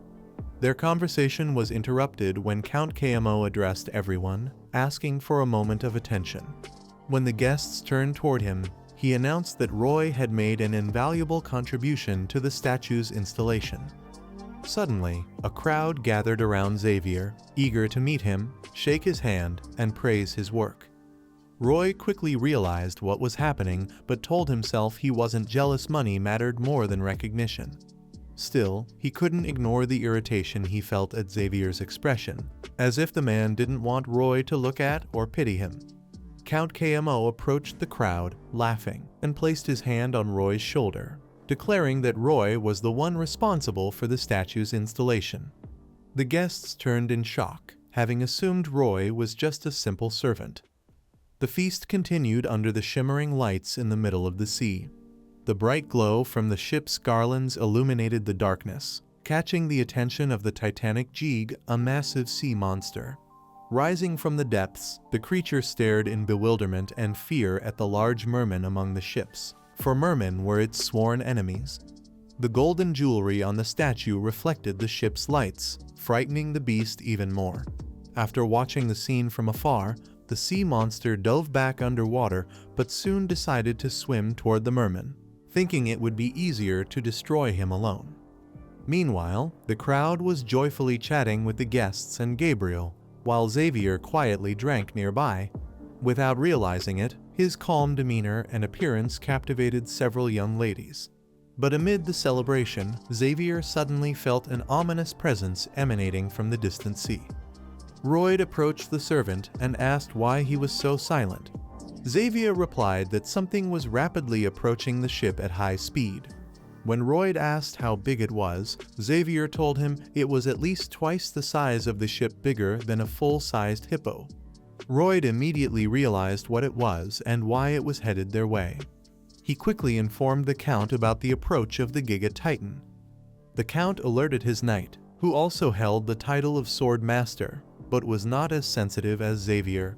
When Xavier said he felt the presence of the creature, the Count replied that the Titan had never come this far before. After all these years, there was no reason for it to attack now. That was when they noticed the mermaid and realized the true reason for its appearance. The Count ordered the men to raise the anchor and move away from the mermaid statue. They quickly began to turn the handle, but Xavier warned that it was already too late. Royd ordered him to cut the anchor.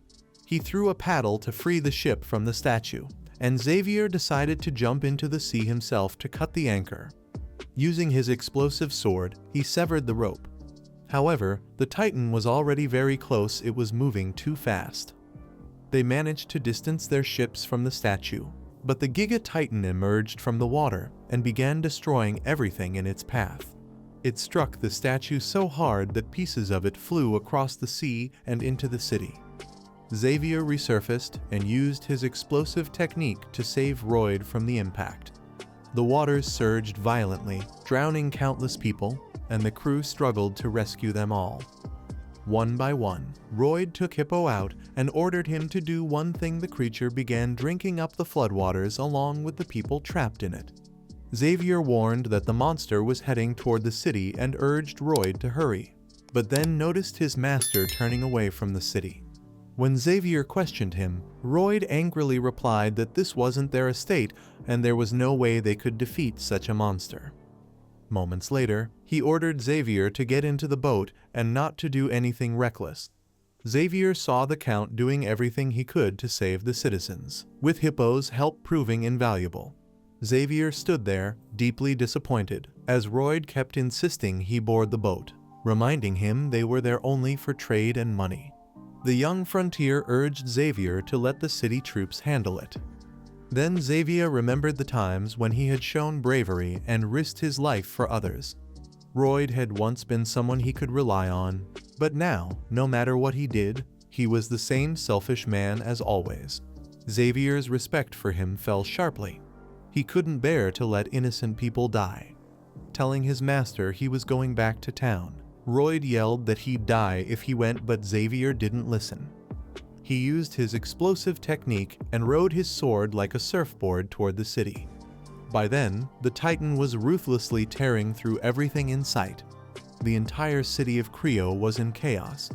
When the monster spotted the mermaid statue, it prepared to finish it off.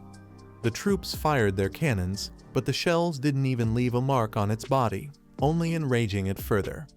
The Titan unleashed a massive water wave, obliterating the watchtower, then moved to crush a fleeing citizen. Xavier arrived just in time, striking the Titan with his strongest explosive attack, but to his shock, it didn't even scratch the creature's surface. The Titan noticed him and immediately retaliated, hurling him through the air before blasting him again with a water strike he couldn't dodge. The attack hit directly, leaving Xavier gravely wounded. Realizing he had no chance against such a monster, Xavier accepted defeat. Yet, he found solace in knowing that by keeping the Titan's focus on himself, he had given the villagers time to escape. In the meantime, on the other side, Royd was still reeling from the battle, trying to convince himself that it had been the right decision. Of course, he felt bad the city was destroyed, and people were dying. However, he reminded himself that it wasn't his place to fight such a monster. He was only a builder, not a knight. No matter how much he tried to justify it, his conscience wouldn't allow him to leave Xavier and the others in trouble. Most importantly, Frona reminded him that if the city was destroyed, he wouldn't get paid to rebuild it. Greed, as always, was a powerful motivator. At that moment, he brought out the bellflower and used her eruption technique to reach the city faster. Young Frona simply couldn't let some lobster-like monster take away his money. When Royd arrived, he saw Xavier mid-battle. Just as he was about to intervene, Royd struck a giant lobster near a building in anger. Seeing an opening, Xavier jumped in, but his attacks bounced off harmlessly. Royd quickly realized their efforts were useless. Studying the creature, he noted that its shell was a meter thick and made of a mixture of dentin and chitin. He observed how the monster's energy flowed through its body and noticed it was using its horn to dissipate power. Further analysis revealed the horn was the key weakness. Royd shouted for Xavier to cut it off. Though Xavier doubted the monster would die from it, he still trusted Royd. Following his directions, Xavier approached the horn while Padon fought off the creature's attacks. The moment Xavier severed the giant horn, it fell to the ground. Royd immediately ordered him to strike between the monster's middle legs. Xavier ducked under the creature, ready to attack its weak point, but before he could strike, his sword slipped from his hands. In an instant, the monster almost crushed him, but Padon managed to pull him out just in time. Xavier thanked Padon before raising his sword again. Meanwhile, Royd moved on to Plan D. He ordered Padon to change positions and asked Xavier to lure the monster toward the east coast. As the Count looked on in horror at the destruction, Royd appeared beside him with a new plan, one involving the statue the monster was obsessed with. Xavier lured the Jigget Titan to the designated spot and found a fragment of the statue tied to a map. The monster, distracted and enraged by the sight of the statue, left itself vulnerable. Seizing the moment, Xavier prepared a mana blast, but his strength had run out. Collapsing to the ground, he cursed his weakness. Just then, Royd spotted a large opening on the monster's shell and rushed in. As Xavier's fall was cushioned by a kick from the hamster, Royd climbed onto the creature's back, exhausted but determined. He ordered Padon to launch him into the air. Earlier in the battle, Royd had used his RP reserves to upgrade his basic Azurin Mind technique to level 9, coming just short of reaching the triple rings of the Mana Heart. While clinging to the monster, Xavier's sympathy for Royd suddenly increased, granting him the final points he needed. Royd immediately invested them into perfecting Azurin's technique, allowing him to unleash a full mana blast. As he began to focus his attack, a stray stone struck his head, breaking his concentration. Instead of stabilizing 2 solid rings, all 3 erupted at once, triggering a massive, unstable surge of energy. The resulting explosion struck the monster's weak point directly. Though it risked destroying his own Mana Heart, the blast annihilated the creature. When Xavier awoke, surrounded by his small companions, he saw the massive corpse of the monster lying lifeless before him. Suddenly, he felt a strong pull, his finger pointing at Roy.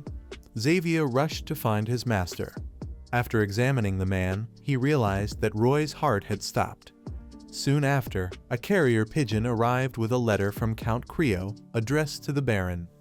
After reading its contents, the Baron immediately set out for Creo with the Baroness and Byron.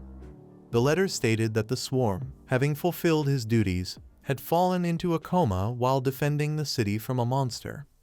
The Baron was devastated, leaving in haste without preparation, despite the freezing weather. On the way, he recalled how Roy always addressed him as "my lord" and wondered if Roy was truly his son. His thoughts were interrupted when he saw a wolf-like monster approaching. One of their knights dismounted, prepared to confront it face to face. However, the creature unexpectedly spoke, telling him to run away instead of fighting. The knight refused, saying these creatures were incredibly fast, and if he turned his back, they would take his head. Determined, the knight said he would distract the monster to give the Baron and his wife a chance to reach Creo. As the Baron and Baroness escaped, the Baron ordered Byron to meet them in Creo. Left alone, Byron faced the beast as its long claws slashed toward him. He bravely fought back with his sword, but the furious wolf lunged at him, breaking his weapon instantly. The beast bit into his shoulder and threw him to the ground. With only a small knife left, Byron stabbed the monster in the face, but it barely flinched.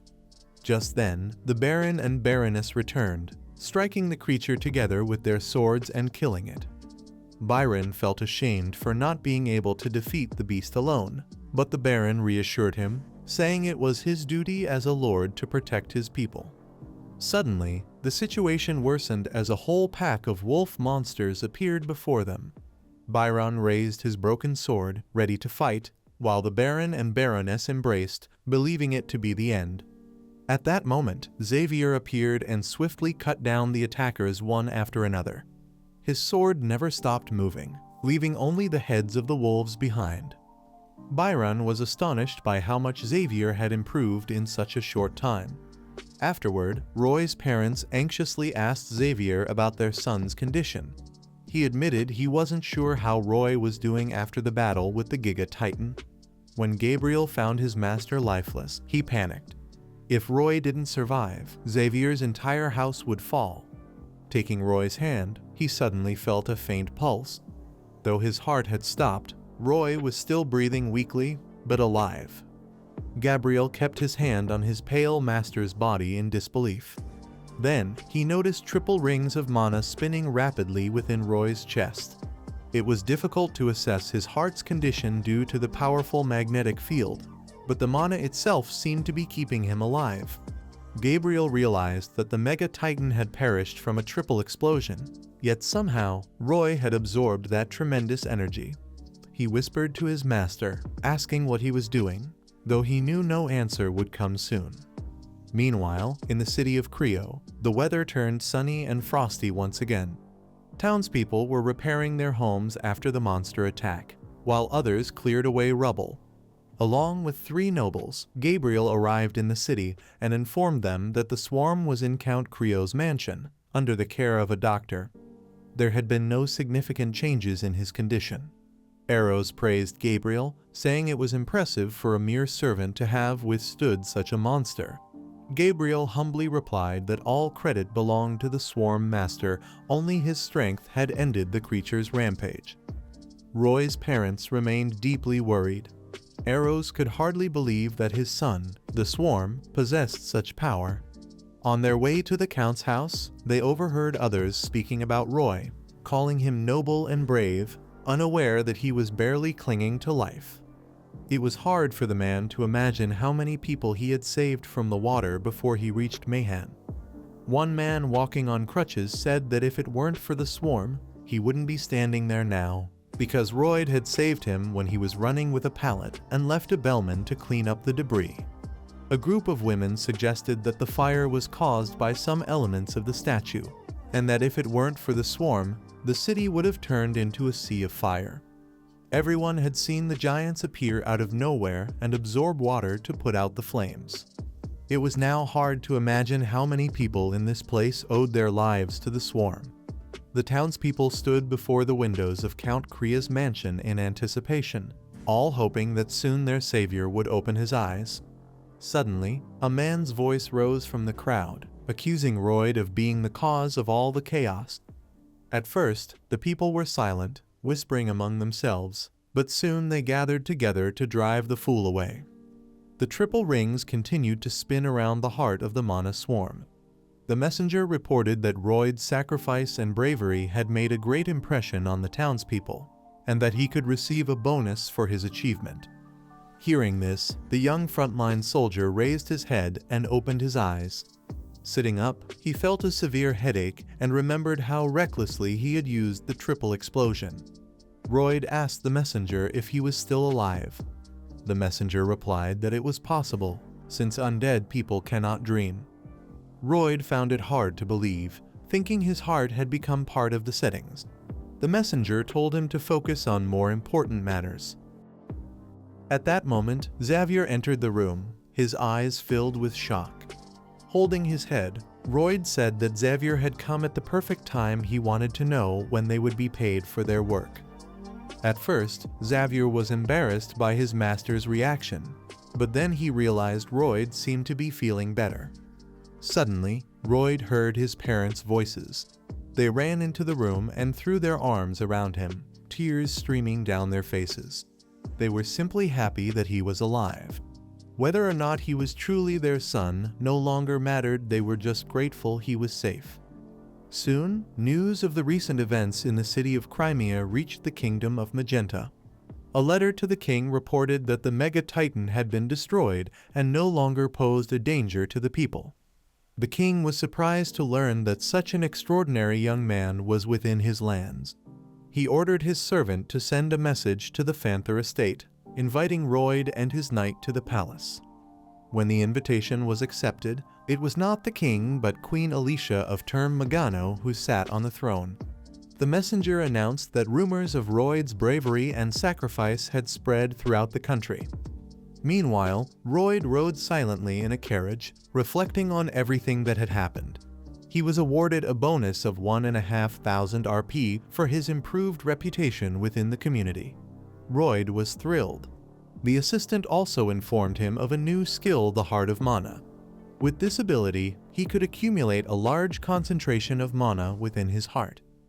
Royd wasn't surprised by the amount of energy inside him, even though he had been in a coma for a month. Knowing he now possessed a mana heart, he realized it would be much easier to work with a shovel in the future.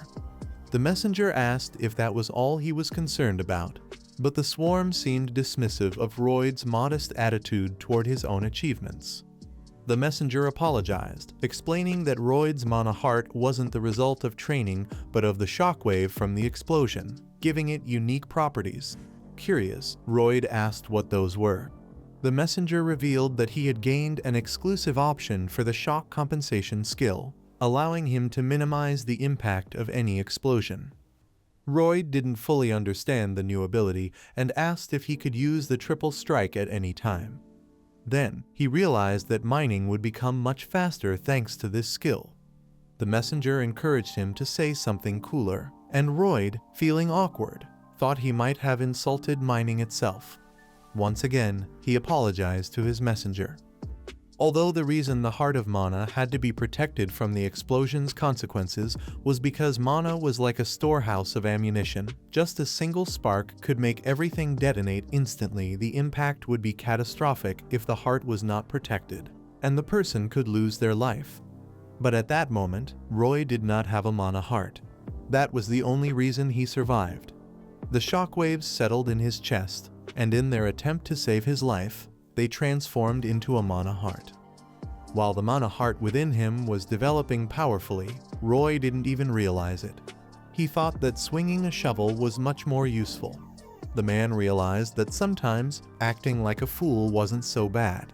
Suddenly, his thoughts were interrupted by Count KMO, who entered the carriage and apologized for the delay.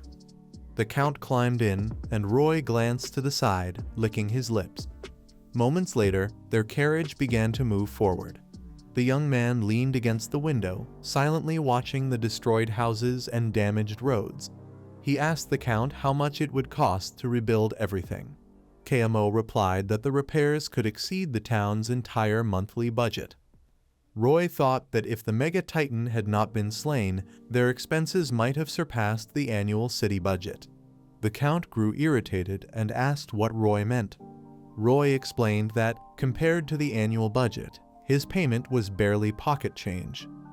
He laughed, saying that no one could have imagined a statue built to fight a Mega Titan would bring so much trouble. But, he added, no one could be blamed, since this was nature's choice. Thanks to those willing to sacrifice themselves, everything had turned out for the best. As Roy reflected, he recalled overhearing the servants say that anyone who worked for the town's well-being regardless of their status should be properly compensated. He added that he was simply curious to see how much the townspeople truly valued their own welfare. Sweating and irritated, the Count said he would pay Roy 1.5 times more. Roy silently looked out the window, thinking about the offer. The frustrated Count asked if that would be enough. Roy then apologized for the misunderstanding, explaining that he had not been asking for more money. But now, he understood that the lives of the townspeople were apparently worth only 1.5 times his pay. The Count was stunned by Roy's conclusion. As their carriage sped along the stone road, the Count offered double the payment. Roy remained silent. The anxious KMO began sweating profusely and raised the offer to triple the amount. Roy was delighted to hear it, but tried not to show his satisfaction. KMO finally relaxed with a sigh of relief. Suddenly, Roy reached out his hand toward the Count, saying he was impressed by KMO's clever management of funds. He said he would take it as fair compensation, something he could spin in the right way. The Count shook hands with him, embarrassed to realize it was all just a clever negotiation for clean water. Yet, for some reason, he didn't hate Roy for it. He wasn't even annoyed. Soon, the townspeople saw the Count's carriage approaching and gathered around it with excitement. The carriage stopped, and everyone cheered when they saw Roy. Looking out the window, he smiled. Back in Korea, he had been treated like garbage, but now people celebrated his presence. However, their excessive attention began to tire him. The Count mentioned that magic spheres had been placed on the podium to amplify sound, allowing everyone to hear Roy clearly. Sitting in the carriage, Roy wondered what he should say on stage. He wasn't in this for money or passion. When he finally stepped onto the stage, he saw hundreds of townspeople chanting his name.